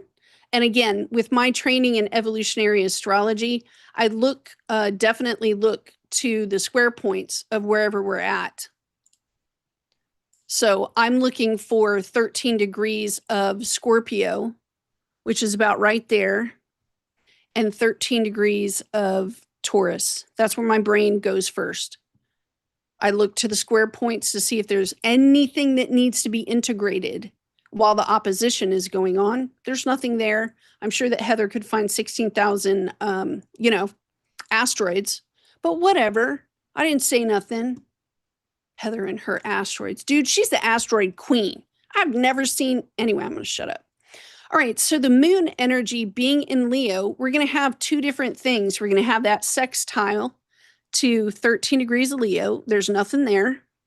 The sextile on the other end here is close enough to be in a conjunction to Jupiter. That's a semi-sextile. My apologies. What did I do with my life? To Gemini, there's nothing there.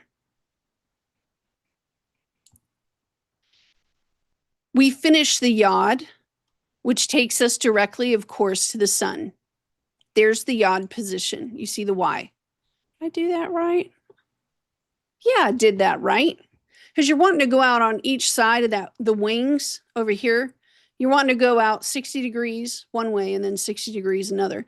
And the two wings on the sides, they're good karmic return on tools that you have successfully succeeded at. I did it.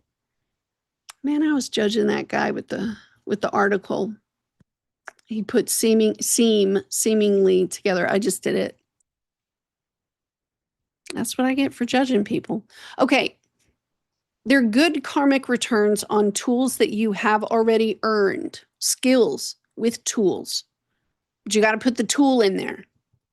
There's no action going on here, so it's kind of mild.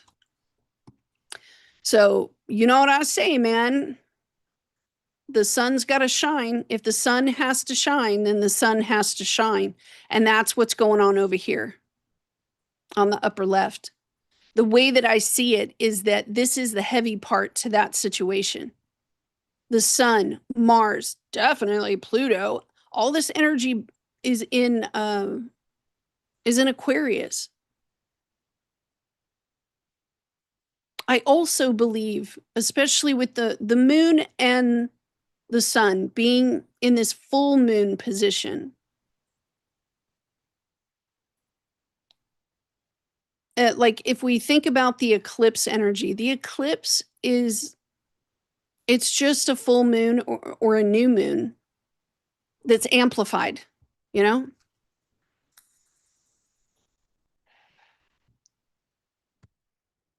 Man, why do I get brainiac thoughts? Squirrel.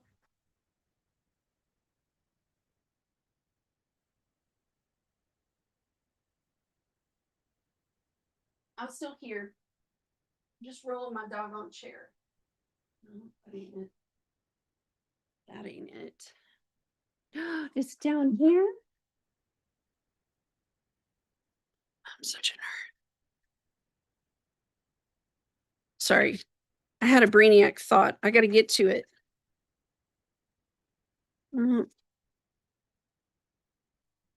If anybody gets to my astrology notes one day, don't. I've got like, it's weird. I've got like astrology, like, and then I have journal, therapy. And then I have like a grocery list. It's like all in the same book. So don't do it. Don't touch my stuff, Heather. Just kidding.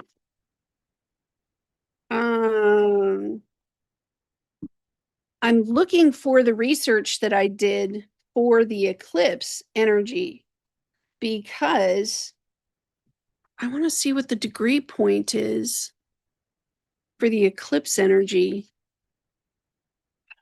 Where's my stuff? Mother of all things holy. All right, let's go on a little spin. Me and you, because I ain't going to let it go. You got to know me. I ain't going to let it go. Sorry.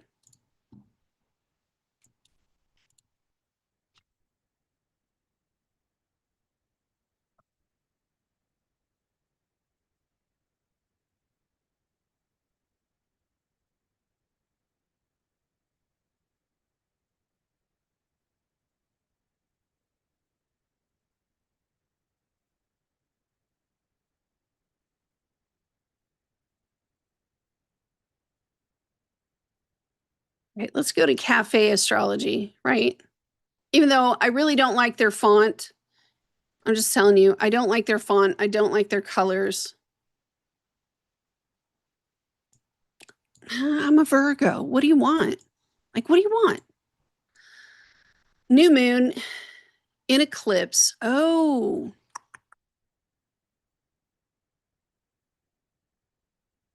It's at 28 degrees of Aquarius. Okay. What did I drop? Dropping more things. Nope, I need that.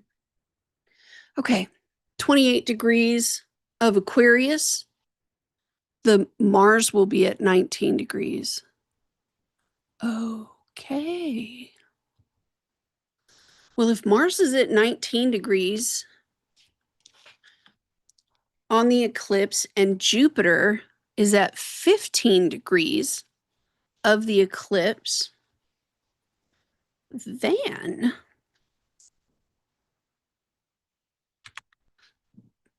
it's a fair bet to say that whatever we're talking about here with Mercury, and we're talking about something Venus related, by the time of the eclipse, Mars will move up into that 19th position. Notice also here, because I'm such a nerd, because look, for those of you that don't know astrology, it's very literal. There are a lot of places in astrology where it's extremely literal. Okay. So let me move that down just a bit, just a tad. Mars and Venus both being in a very wide, this is wide conjunction, right? Because it's like, yeah, it's like 13 degrees something right there from one another. So that's pretty wide, probably outside of the range of what a normal conjunction would be. But who's being the perfectionist now? Nobody. Smack dab right in the middle is the sun. All right.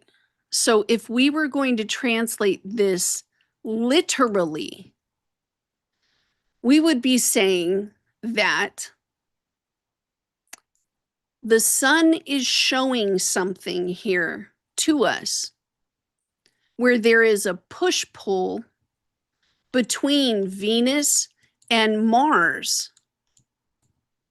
What we have or not have on one side, and the Mars point would be what we need to do over here. So I know that's really terrible, D, and I can hear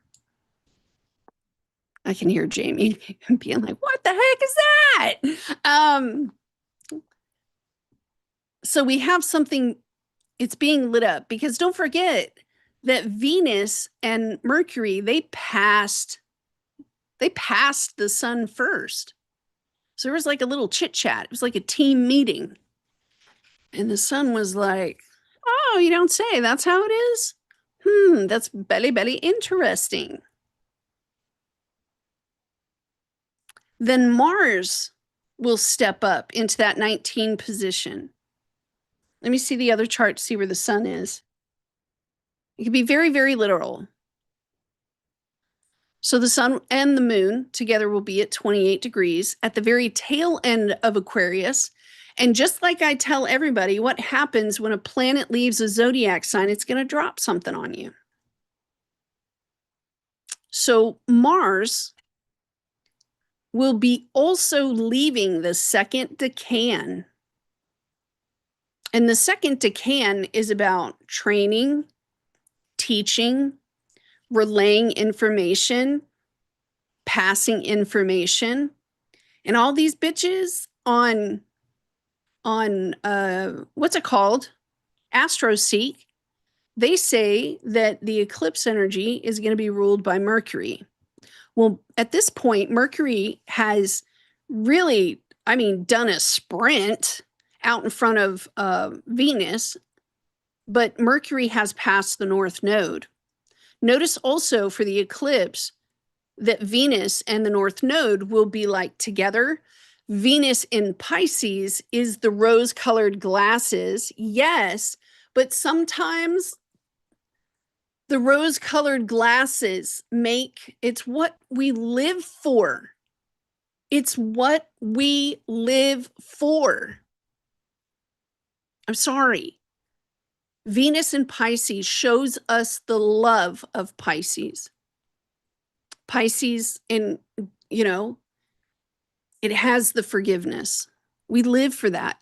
It has the compassion. We live for that. It has the empathy. Bitches, we live for that. It also has movies and romance and kissing and hugging. Venus in Pisces can also include, you ever met a Venus in Pisces person? I'm just going to say, I have a best friend of mine that I had when I was 12. I'm very protective of her even to this day. Her and I, we don't talk often. We follow each other's social media stuff and occasionally pop here and there and tell each other how much we love each other. But Venus in Pisces is unconditional love. It is love of life in the sense that says, if it has life, we do not harm life. If it is a living being, we treat it with tenderness, sweetness, kindness. Venus in Pisces is also where all the romantic movies are from. All the kissy face movies. I like kissy face movies. I don't care if Heather doesn't. I like them. It's what we live for. Venus, North Node, Pisces. Opposite the South Node in Virgo, which Virgo's South Node would be ruling the eclipse, right?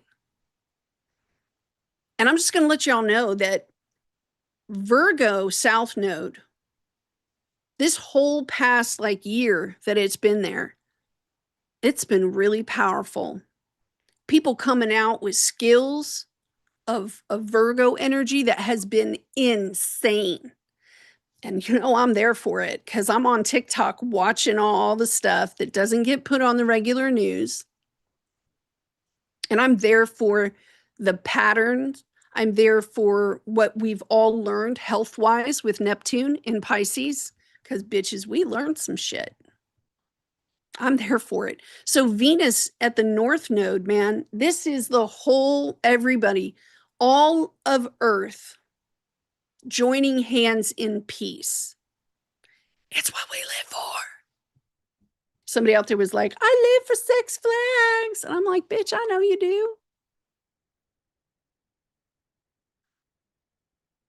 Yeah, Aquarius energy. Nobody's special. Aquarius energy also holds a lot of cold, okay?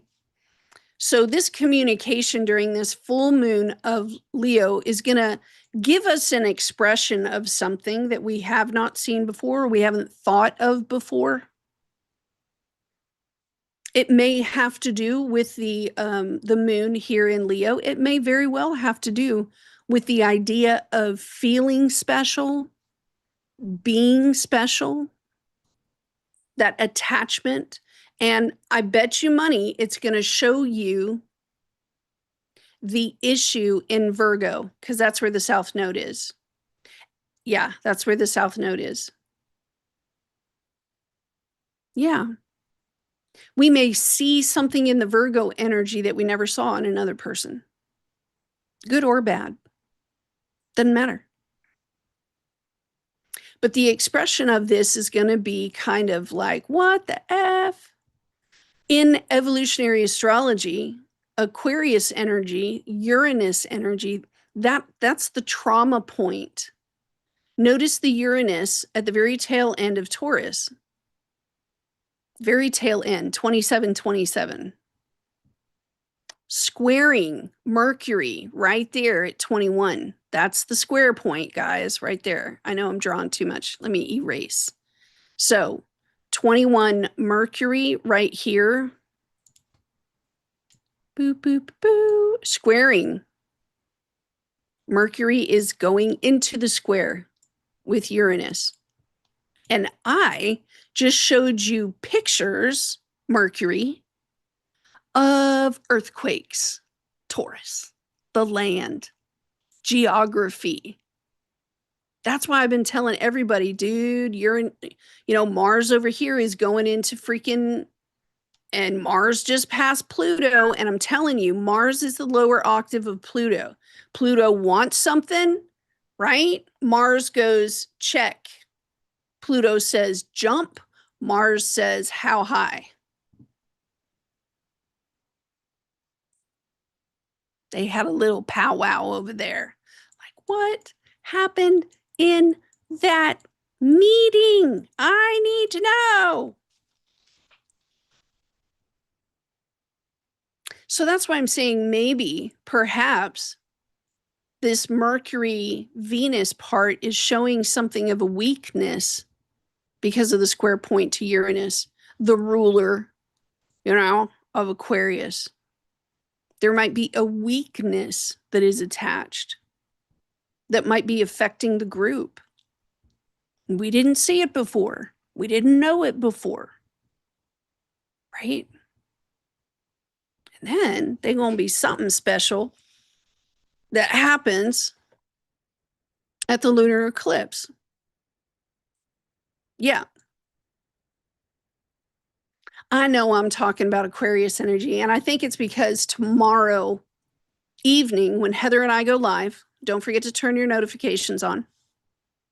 If you are a patron member on our Patreon channel or a member on our YouTube channel, once a week you guys get free tarot reads out of us because you got us by the cojones, my friends. That's the thing. We set the contract, right? And then all y'all keep showing up. Y'all keep showing up. So man, you just squeeze the cojones. So once a week, Heather and I sit down and we hang out with you guys, and we do tarot card readings for the members and the patrons. So I think my system is talking about Aquarius, the new moon energy, the square to the ruler Uranus. I think we're talking about a weakness that, 2 weeks and a couple of days from now, 10, 11, so that's 7, 14, 15, 16, 17 days. 17 days. Duh, Miriam, it's the freaking first. I can't do math. I cannot do the math. I think the Neptune and Aries piece will be done with Heather tomorrow. I think so. Because we still got Saturn. Oh my God, bless us. God bless us, everyone. Saturn, man, at 28 degrees, 44 minutes. Every time a planet leaves a sign, it's going to drop something on you. Saturn is different. I mean, they're all different from each other, but Saturn is the person that squeezes the cojones to see how much you can take. Saturn is measuring how much you can take. Please understand that concrete will win every single time. However, concrete has a time period before it is firm. You pour the concrete, you can move it, mold it, shape it at the beginning of anything, right? But at some point, the concrete is going to win. At the polarity point, though, of Capricorn Saturn energy is the moon. Right?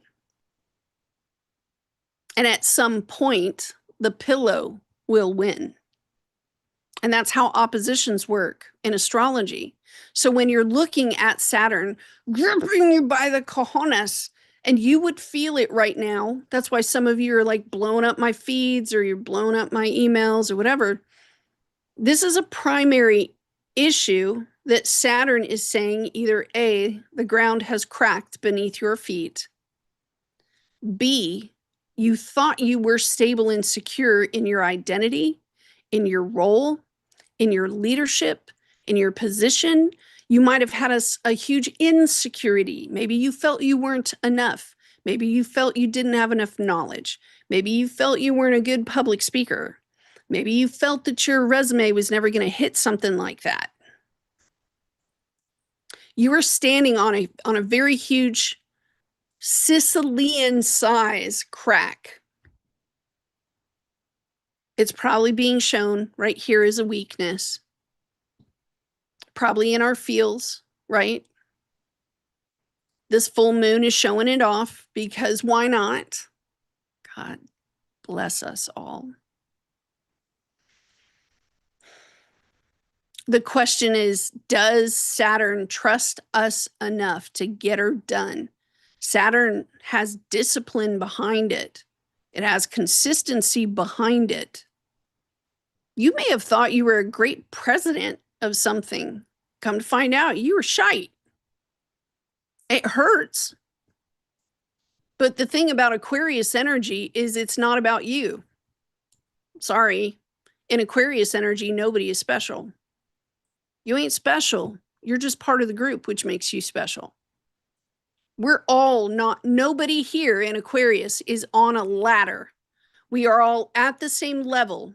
Aquarius rules humanitarian ideas, and I mean, it's not even an idea.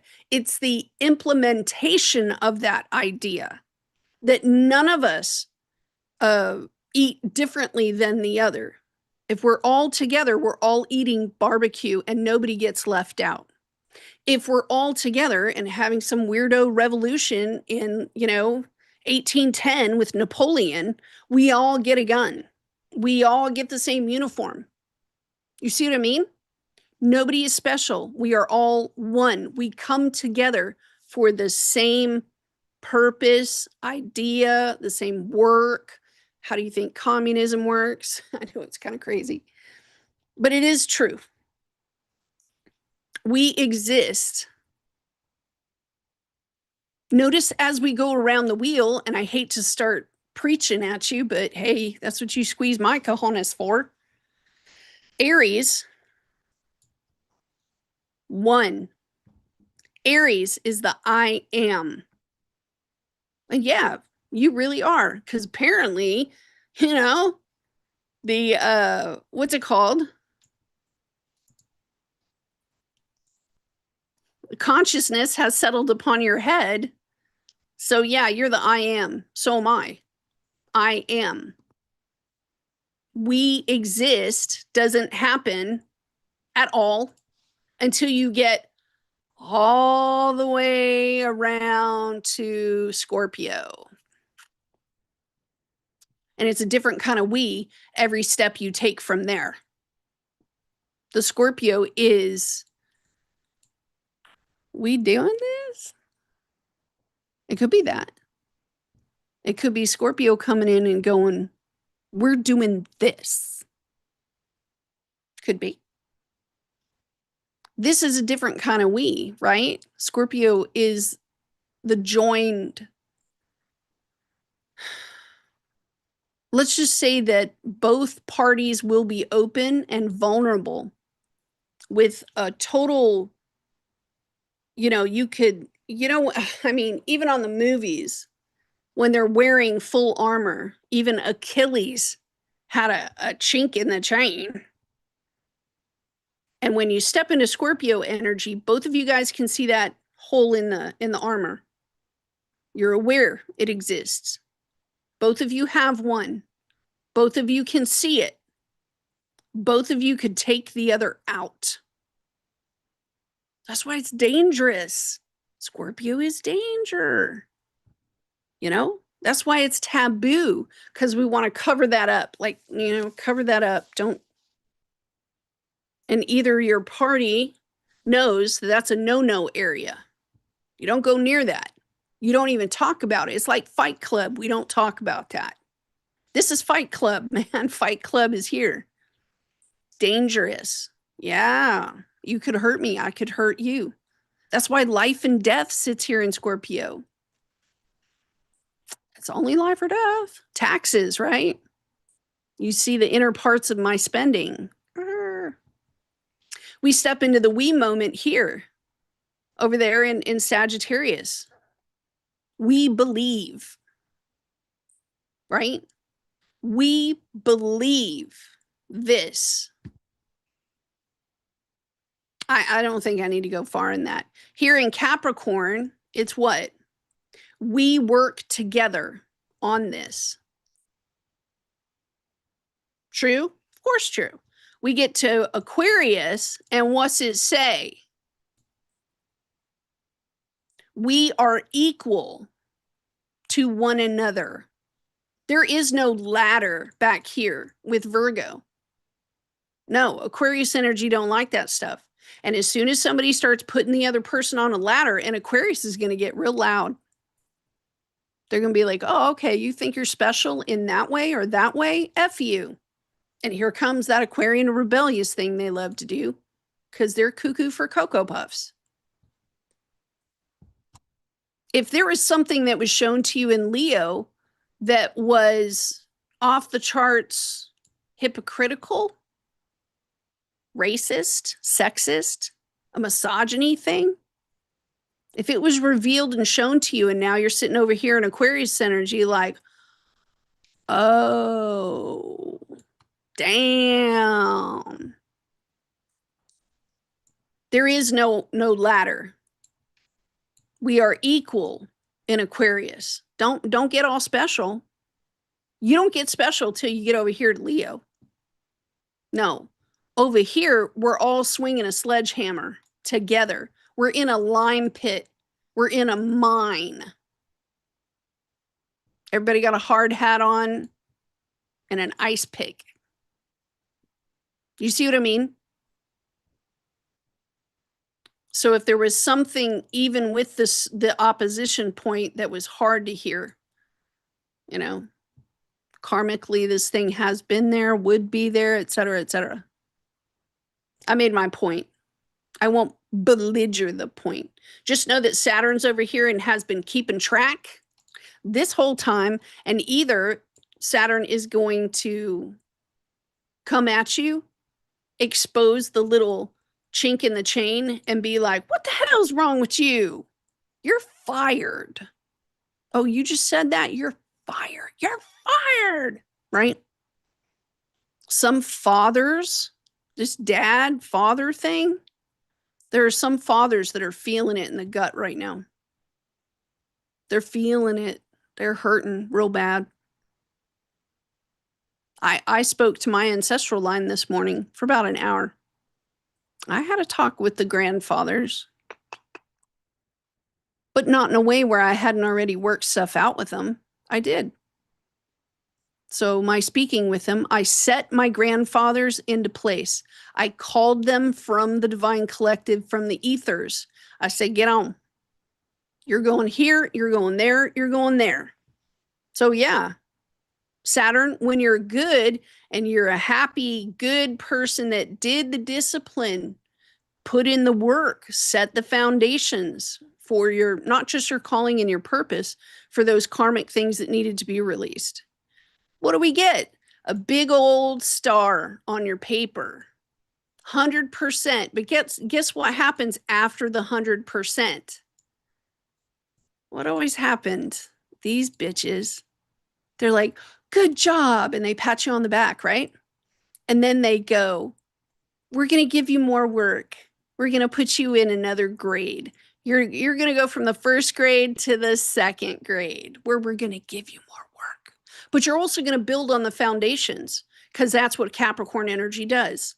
It builds on top of the foundations that were set into place. If that foundational thing of the thing you're having an a-hole time right now with, and you would know, if that foundation is strong, what do they say? Híjole. Híjole. That thing is strong. You did your job well.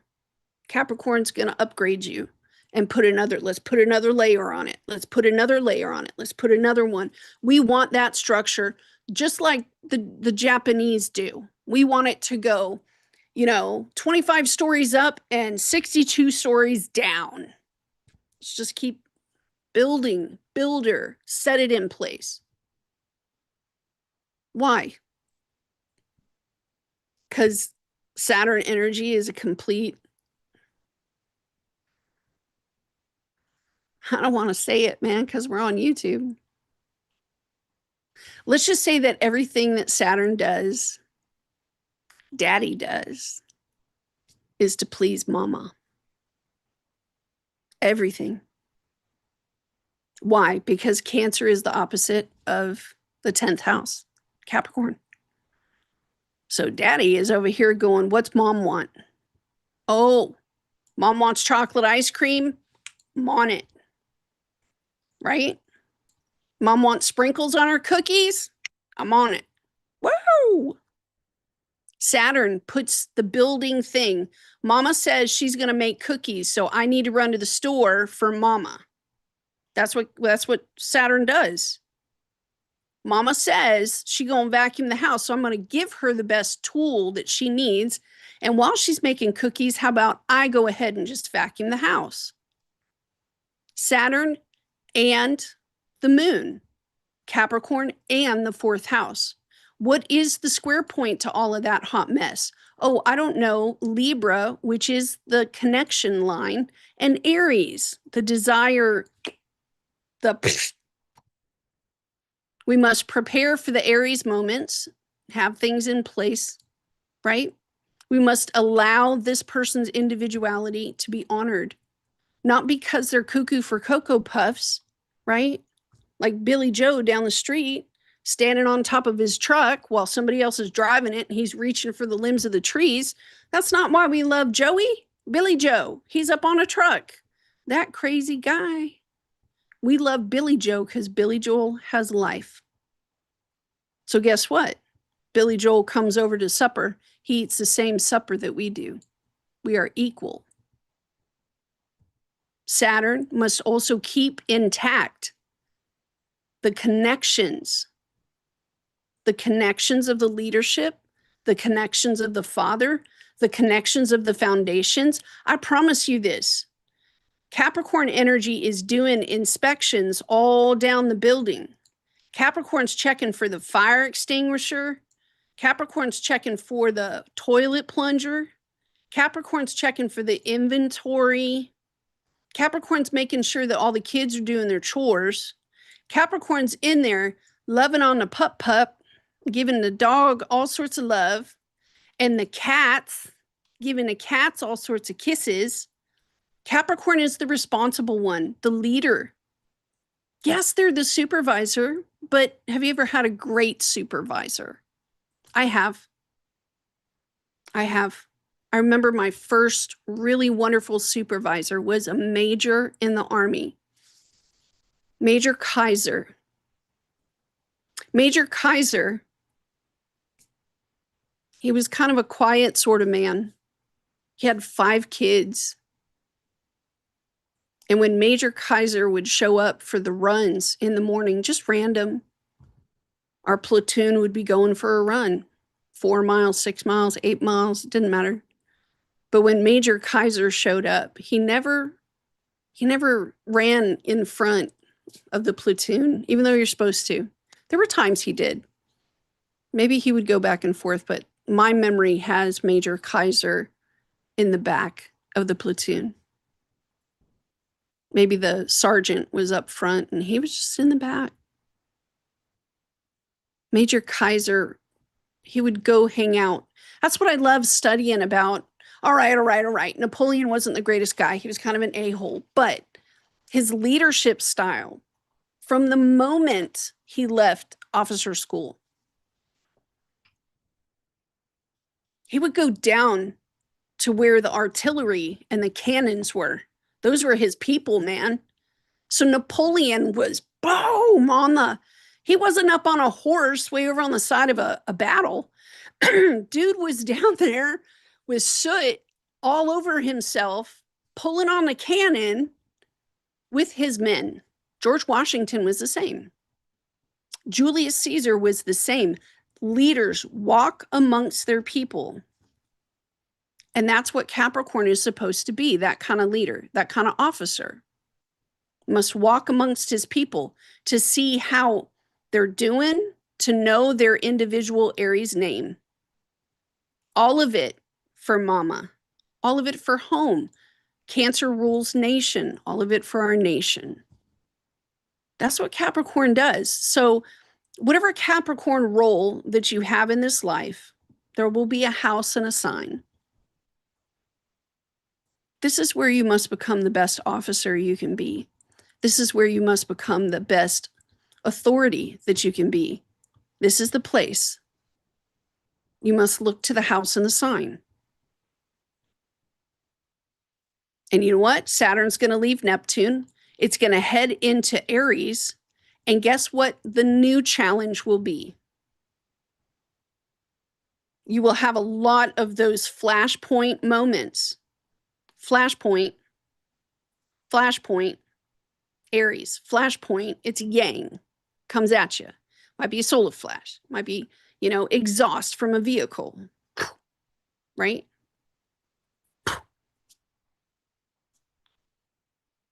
What's the best leader you can be in the house and sign that you have? Be that person, I'll be that person. You take over, you take charge. You look at your connections. You look at the Aries individuals. Are we equal? Are we really equal, though? Is there equality here? Because we don't get to the humane part until the leadership is tended to and taken care of. But a true leader is going to use the semi-sextile that they got on both sides, but also the sextile, their power and their compassion. I think I need to shut up and go to the cards now. Because don't forget tomorrow night, I know I keep saying it. I keep saying it because it's really going to happen. Heather and I will be together tomorrow night live again to see y'all. See what kind people we have. What kind people.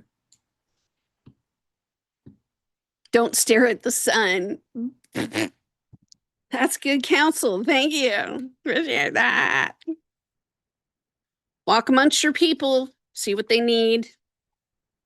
Gather together strength and encouragement. There's only two things a leader needs to do. One is to keep everybody's eyes on the vision. Whatever you're joined together to do to become a working unit, you must keep everybody's eyes on the ball. You're the coach. Everybody, keep your eye on the ball and where the ball is headed next. Wherever the goal, Sagittarius came first, right? We're pointing that 45-degree angle of an arrow. Capricorn says, point it over there, and that's where we're headed. A leader keeps everybody's eyes on the ball. That's the first thing. The second thing is inspiration. A leader doesn't have to know how to run this stupid software. A leader just needs to know how to inspire their people. You don't burn bridges. You build bridges. George Washington, he was in the middle, stopping the fight, going, hey, guys, come on, shake and make up. Right? Napoleon, we work and we're a working unit. That's what a leader does. Keep your eye on the ball. What's the reason? And if it's relationships, that is the reason. As the leader, you better be damn good at Libra energy. You got Saturn in the 7th? You better know John Gottman. John, Gottman.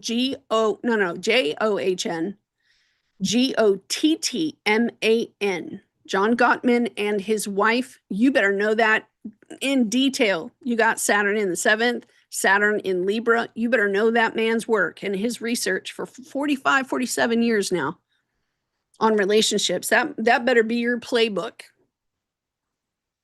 Get to work. Look at me telling everybody, get to work. Hi, Amy. I'm glad you're back. She keeps saying tomorrow night. What? What am I saying wrong? Oh, it's going to be tonight. I'm going to shut up now.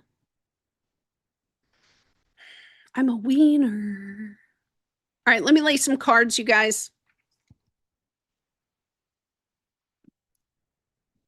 And we'll do a collective reading for the week.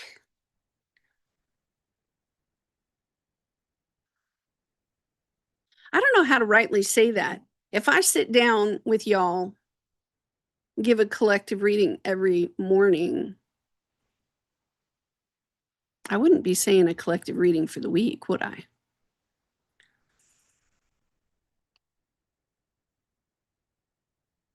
Can we all get along? Can we all get along? All right, somebody's going to have to tell me if they liked the first portion of this 2.5 hour stream. I set it for 3 hours because I love you guys. I wanted to keep it more in a podcast sort of format. Let's go to the cards. Y'all going to have to let me know if you like this or not.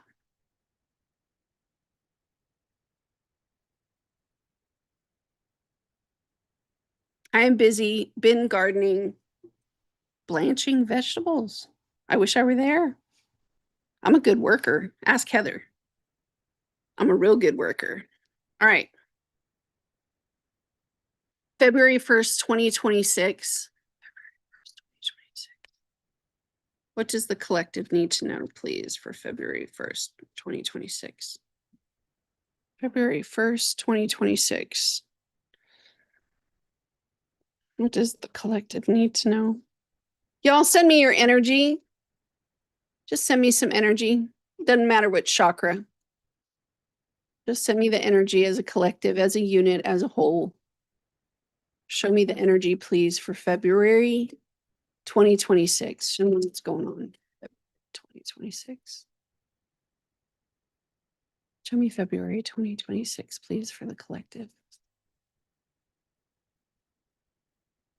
Oh, look at that. All right.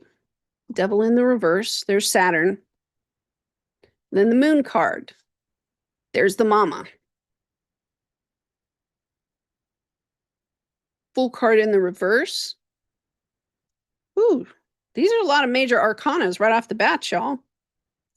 10 of Cups in the reverse. 6 of Swords in the reverse. It's like nobody likes this. Nobody likes what was shown.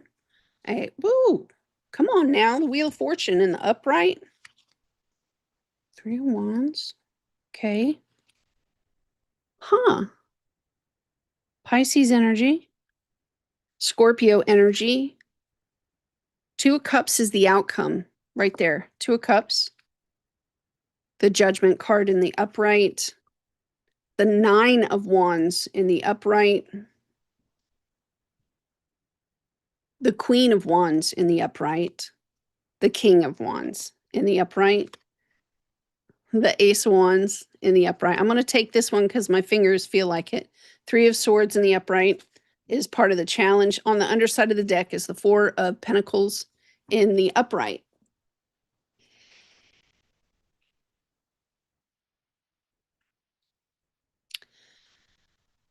When I teach the tarot class, which I am posting over on Patreon right now, 1 hour at a time, you can purchase the videos there if you want my tarot classes, or you can become a Patreon member at the highest level, the YouTube membership at the highest level, and you'll get all of it for free. I say free, but you guys,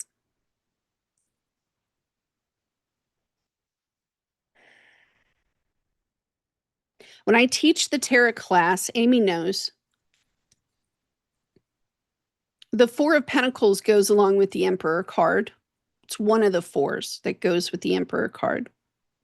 You can see in the card that, see the covering, it's like bear fur, but it's the same covering that's on the Emperor card. It's just at the 4 of Pentacles, he has not earned the emblem on the shoulder of the Emperor, okay?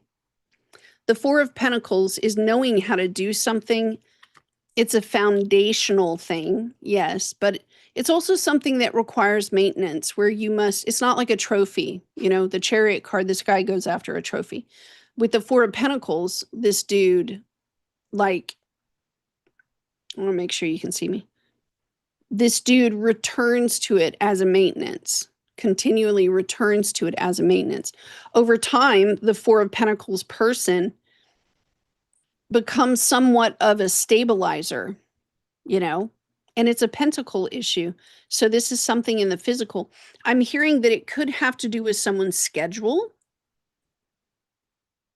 putting a schedule in place, feeling that if I only had this in place, then this and this and this would happen. So the person, the 2 of Wands that is on the underside right there in the upright, it could be a contract. Look at the Ace of Wands in the upright. Next to that, the 7 of Pentacles in the reverse right there. And then, of course, so strange because the Temperance card has been in the upright all week. And now the Temperance card is in the reverse with the Queen of Swords in the reverse. So we have some sort of negative news that we're waiting. It's sort of like seeing the reality that we must put a contract into place. We must do the action to perhaps purchase a vehicle. We don't want to do that. But I'm hearing also the stability of a schedule. That's why the 4 of Pentacles, where did it go? That's why the 4 of Pentacles here is a maintenance thing. Let's say you purchase a vehicle. This would be like, the insurance. This would be like the payment, right? The payment of something, it's put into a schedule. You sign the contract on the front end. There's something maintenance required here. It must be put into the program of your life.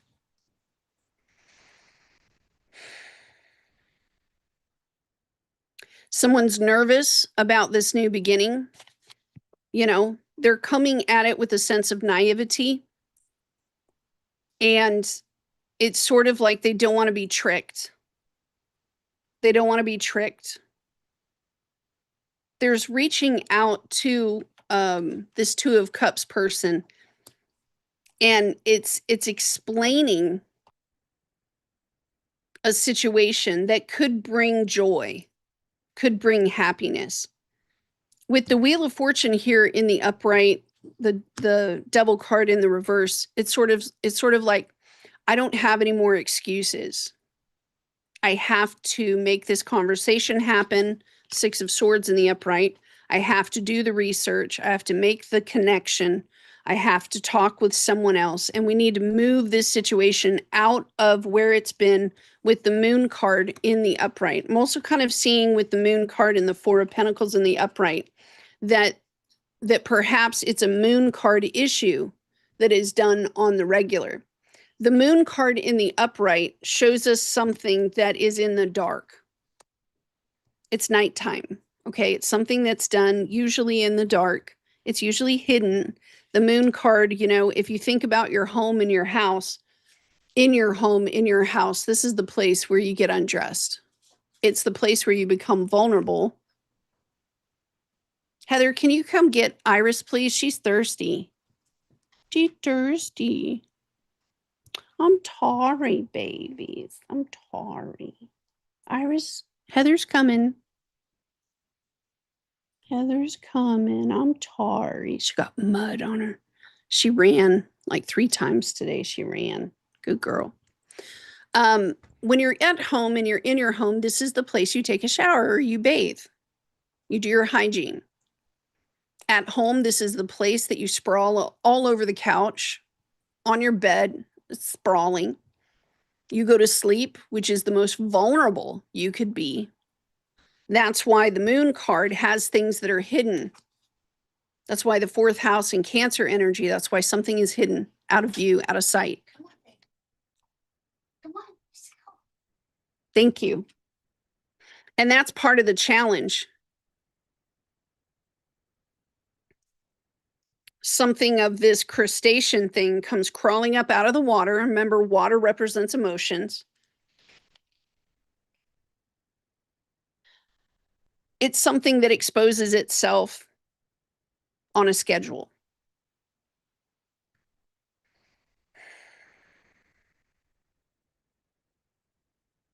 It's crazy because I can hear the wolf howl on that card for some reason. This person's right hand is reaching for the wolf on the card to try to fix it, to try to correct it. So again, it gives us that Aries energy, and Chiron is actually an Aries. So it shows something of a natural thing that needs to be corrected. I'm hearing that someone could get a haircut. Nobody cares about this stuff. It's just a haircut.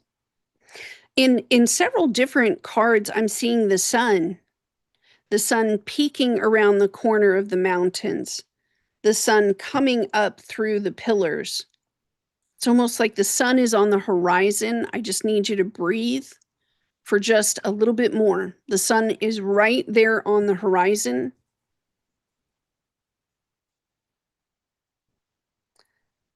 The cards do show that there's been a period of like sitting still.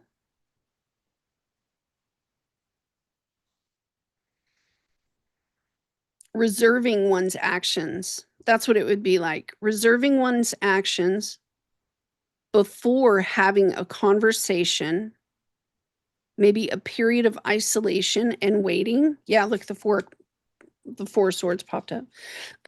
Before having a conversation, part of the problem has been sitting still.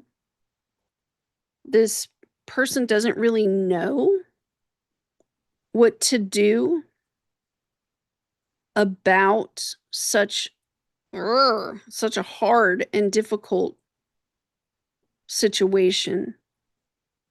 While they've been in a waiting position, they're probably a little puckered. Probably puckered. Sitting. It's taken a lot of spiritual strength to reserve action. I have the Queen of Wands, could be a fire sign, standing in a position where they're waiting for the go. As soon as you tell me yes, I'm gone. As soon as you let me out of work, I'm out of here. The King of Wands is looking at the Queen and sort of saying, are you sure that we're going to do this with someone who is experienced? They need to have experience.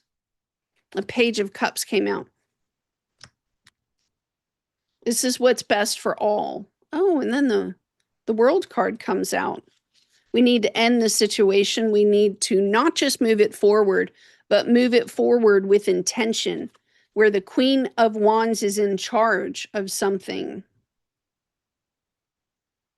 And then the Knight of Cups in the reverse comes out. I heard that. It's sort of like the longer that one waits, the more sloppy they get. There's someone here who's sloppy. Maybe they're not as good at their job. Maybe they don't have the right resources. Maybe they need help, but there's someone here who's a bit sloppy with something.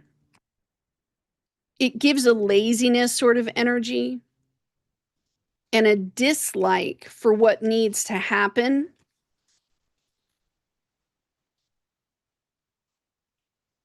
For some of you, this could also be the law that is stepping in. I have a Taurus, a Sagittarius, a Capricorn, Scorpio, Gemini, Virgo, Leo. Someone could have gotten into the paperwork and they could have found the instructions on how something needed to go, but they're holding on, or they have been holding on. Something of a process that was supposed to be regularly checked, regularly done. It was not done that way, unfortunately.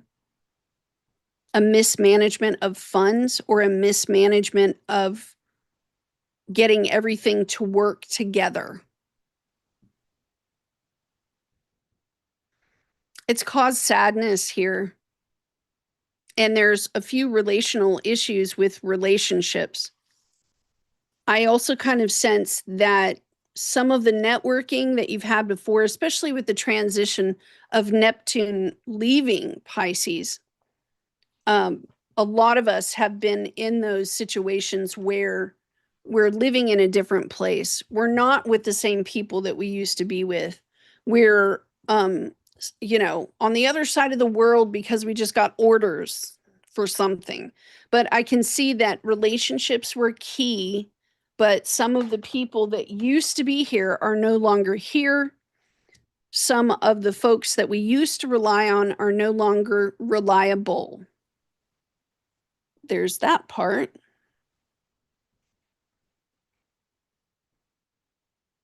Is this still going on?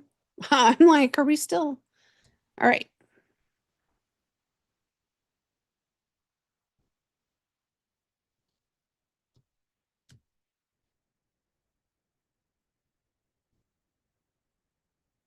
Oh, some of you definitely kind of created a barrier and cut someone off. That's crazy. All right. I have a person who is holding on to, it's kind of like rebellious information in their head. They didn't want to do it. They stopped doing it. They just dropped it like it didn't matter. Something like that.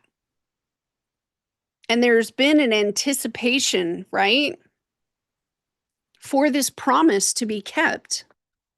This right here, this is a promise. It's a contract. It's something. And this person has been sitting with some sort of incomplete message or news, and they're waiting for that. And the longer that they wait, the more nervous they've gotten. There's also been a separation here on top of it where, you know, something here, I don't know if a financial opportunity was lost, money was not given, money was not paid. I'll add that one. Someone didn't get the payment, they didn't get the money, or they didn't get the whatever that is. No effort, no time was put into it. There's going to be a message about that effort or time that was not put into it. And I have someone on the outskirts here that has been waiting for this action to happen. They get more nervous as more emotional as it's not getting put into place, right? Like child visitation is the first thing that comes to mind. The second thing is like content. I haven't seen content from this person in a while. You know, I haven't had contact, and all of a sudden this person shows up. There's the Hierophant pointing to some sort of foolishness here. And if it's a Taurus, then the Taurus really gets kind of pissy. That's the way that I would say it. You know, there's a conversation with another person that says, well, maybe you should go over there and offer something. Maybe you should go over there. See, it's coming from the divine feminine. Maybe you should go over there and figure out what this person's emotions were. Maybe ask for forgiveness here.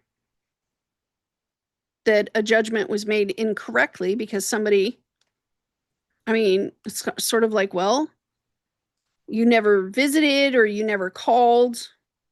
Why should I go over there and do that? And this person is sort of like, well, the responsibility was either taken away from somebody, or they were pushed out of a group, or life moved this person forward and they didn't make time. They never made the phone call. They never reached out. They lied about not having a contact. This would be like, I never got the email. I never got the gift. I never got the letter. Right? But over here, it sort of shows that it probably wasn't their fault. Because, yeah, that fell on the Hierophant. Well,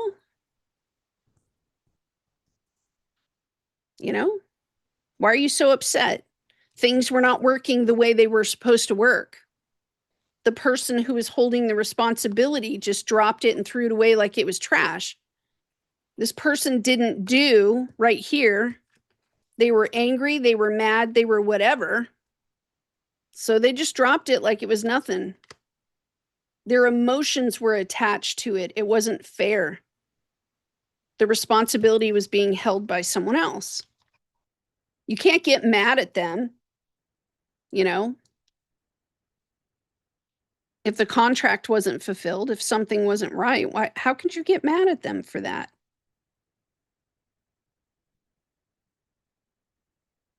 A certain amount of time has kind of expired here. And this King of Swords in the reverse is pointing at how, I mean, it's sort of weird how you can't see that, but you see the Lovers card, and you see the King of Swords is pointing out the sun, and how the entire thing was just dropped. Like they dropped it like it was nothing. So this person has been waiting. And there's a new sheriff in town.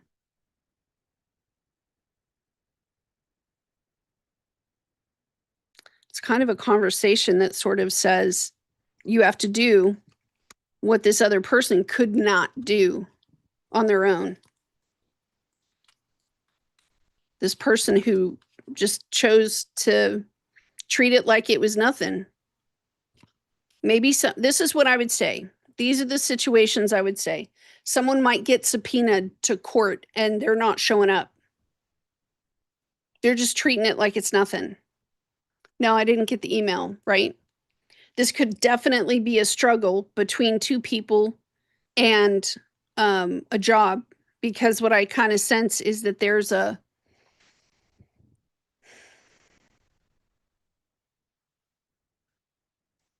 someone who fails tests, so they can't do the work, they can't do the job. That's one. Someone who doesn't have the certification, someone who doesn't take that sort of thing seriously. This also has to do with, okay, let's say that you have a friend and this friend got you a job. And then you got another job offer over there and it's better. And you're working out how to connect with this other job over there. But you're leaving the friend blind. And they're calling you like, hey, I told you, man, I got you this job. Don't you want it? And over here, the dude's like, I just won't answer. I won't pick up the phone because this job over here looks more appealing to me. So there's like a disconnect between two friends.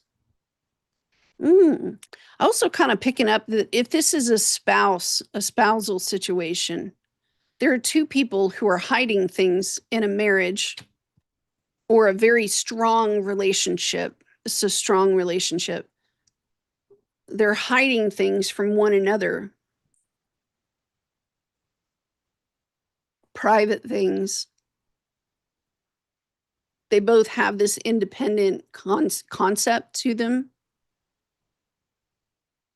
They're not sharing what the other person is doing. The other person is not sharing what the other one is doing. They've lived in some sort of compatibility of, it's not interdependent, it's independent lives. And they just don't share the news of their lives. They're shallow. It's very shallow.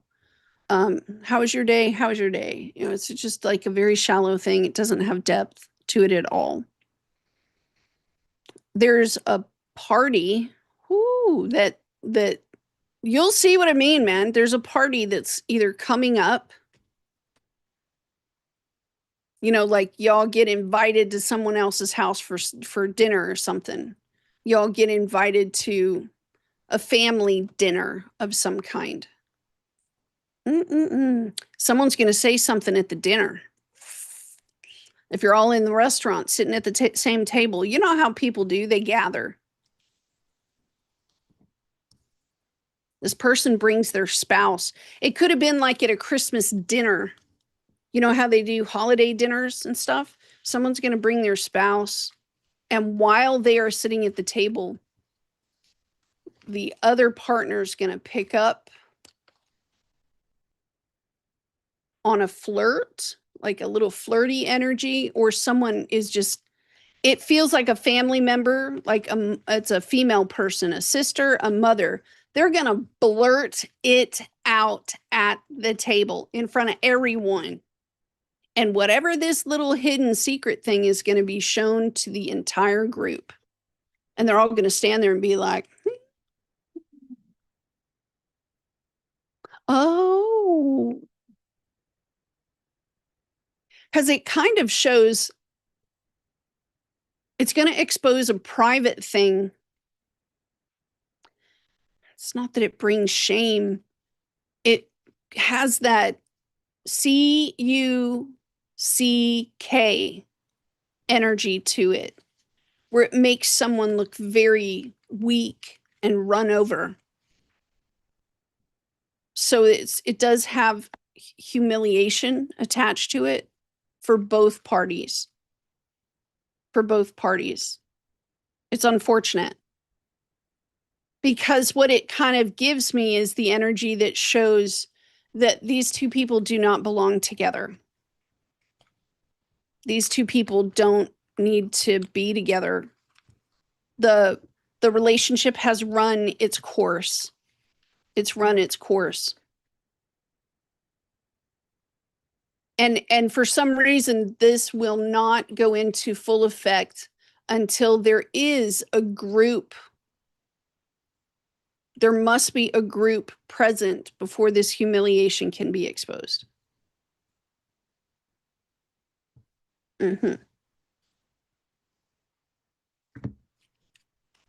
Someone's like, yeah, look, there's the party. There's the piece of information, right? That, look, Seven of Swords. It's a happiness that someone usually gets in some way. And they're going to be really upset that it shows this independent something. I'm hearing that it's a marriage or a relationship where someone's going to find out that the other partner has a lot more money stashed away. If money has been one of the competitive things in the relationship between you and this other person, yeah, if your household or your kids or something like this, someone is going to find out a large amount of money that was present. It's going to be embarrassing because everybody else didn't know about it. What? It's going to be like that. You had how much in a shoebox under the bed? It's going to be like that. Yeah. It does have the aspect of gossip. For some of you, this is some people having the information, more than one person holding the, it's like leaning into that. Yeah, that's probably what happened, but not actually knowing the truth. So when everybody's in the group and this piece of information gets a spotlight put on it, it's going to be like, whoa. For some of you, this has to do with actions that were taken during perhaps one of the war eras. The things we do in war. For some of you, this piece of information has created a war within your family. I'm seeing dominant siblings who gleefully take their sibling by the nose, like their little piglet, and just drag them around wherever they want them to go. Very controlling. Dominant siblings who refused to let their little quote unquote slave go. The repetition of that energy, the inequality of that energy between siblings is fixing to get dealt with. Neptune and Aries is what they showed me. That part's fixing to get dealt with, y'all. Equality with siblings. Even if you are 65 years old, they don't give a diddly dang. It's coming. You're going to see in the next 2 to 3 months, 4 months, it'll be from this eclipse to the next eclipse to the next eclipse. It's going to get stronger throughout the year. You are absolutely correct. Guilt has not worked. How dare they? That's what I'm hearing. How dare they? It's a slap in the face. It's a, they're showing me a shoe that trips another person. It has that CUCK thing to it. You make me look disgusted, disgusting. How could people be so mean? How could people be so cruel? Cruelty usually starts in the family. Usually.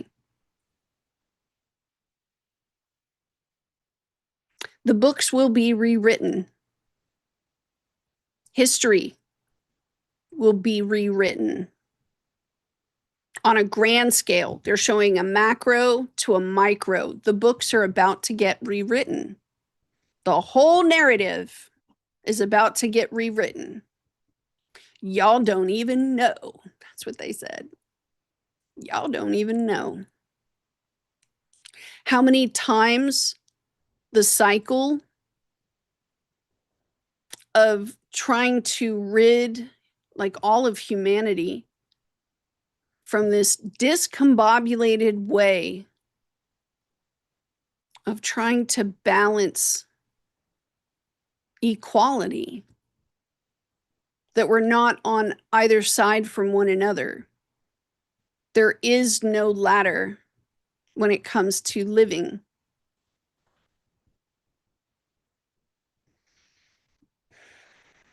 Those, I mean, Heather and I were talking about this yesterday, but they're telling me now, those that did not have an inner core. It's almost like those of us that were brought in with the light. We weren't part of that now. Those that were not brought into the light, they're the ones that are going to have the majority of the issues. Steer clear, stay in your lane. This part has to be done.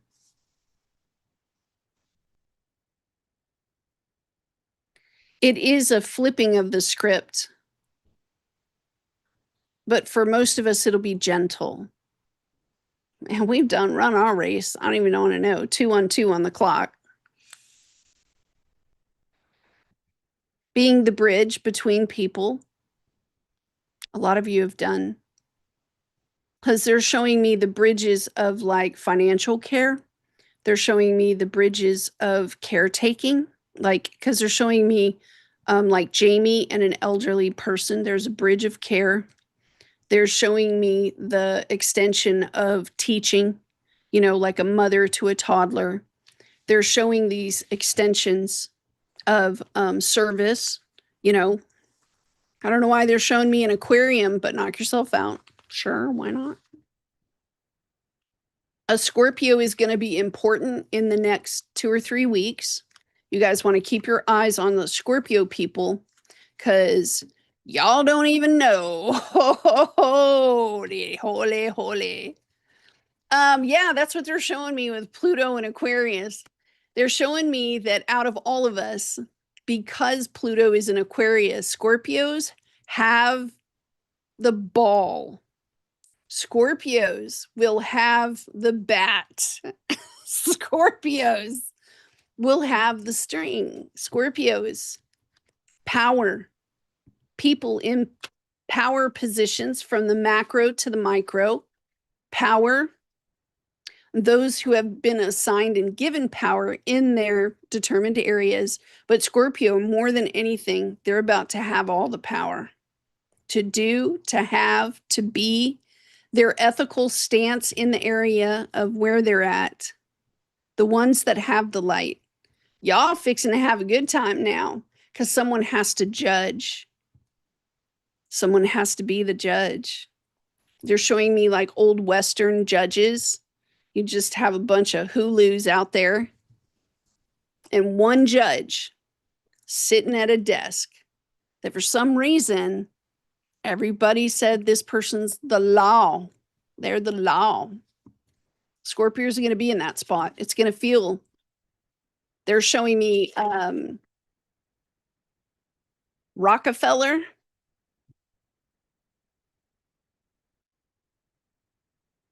I'll be your huckleberry.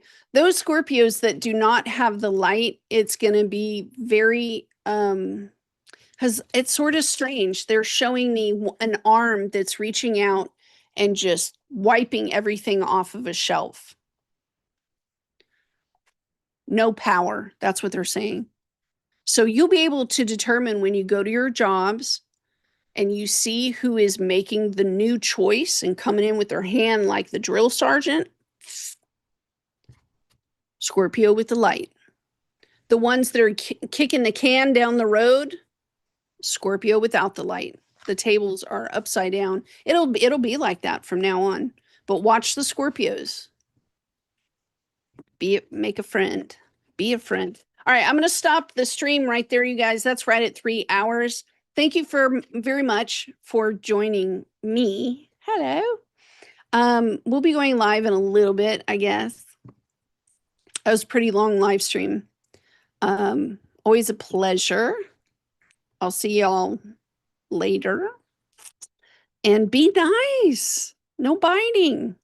I love you.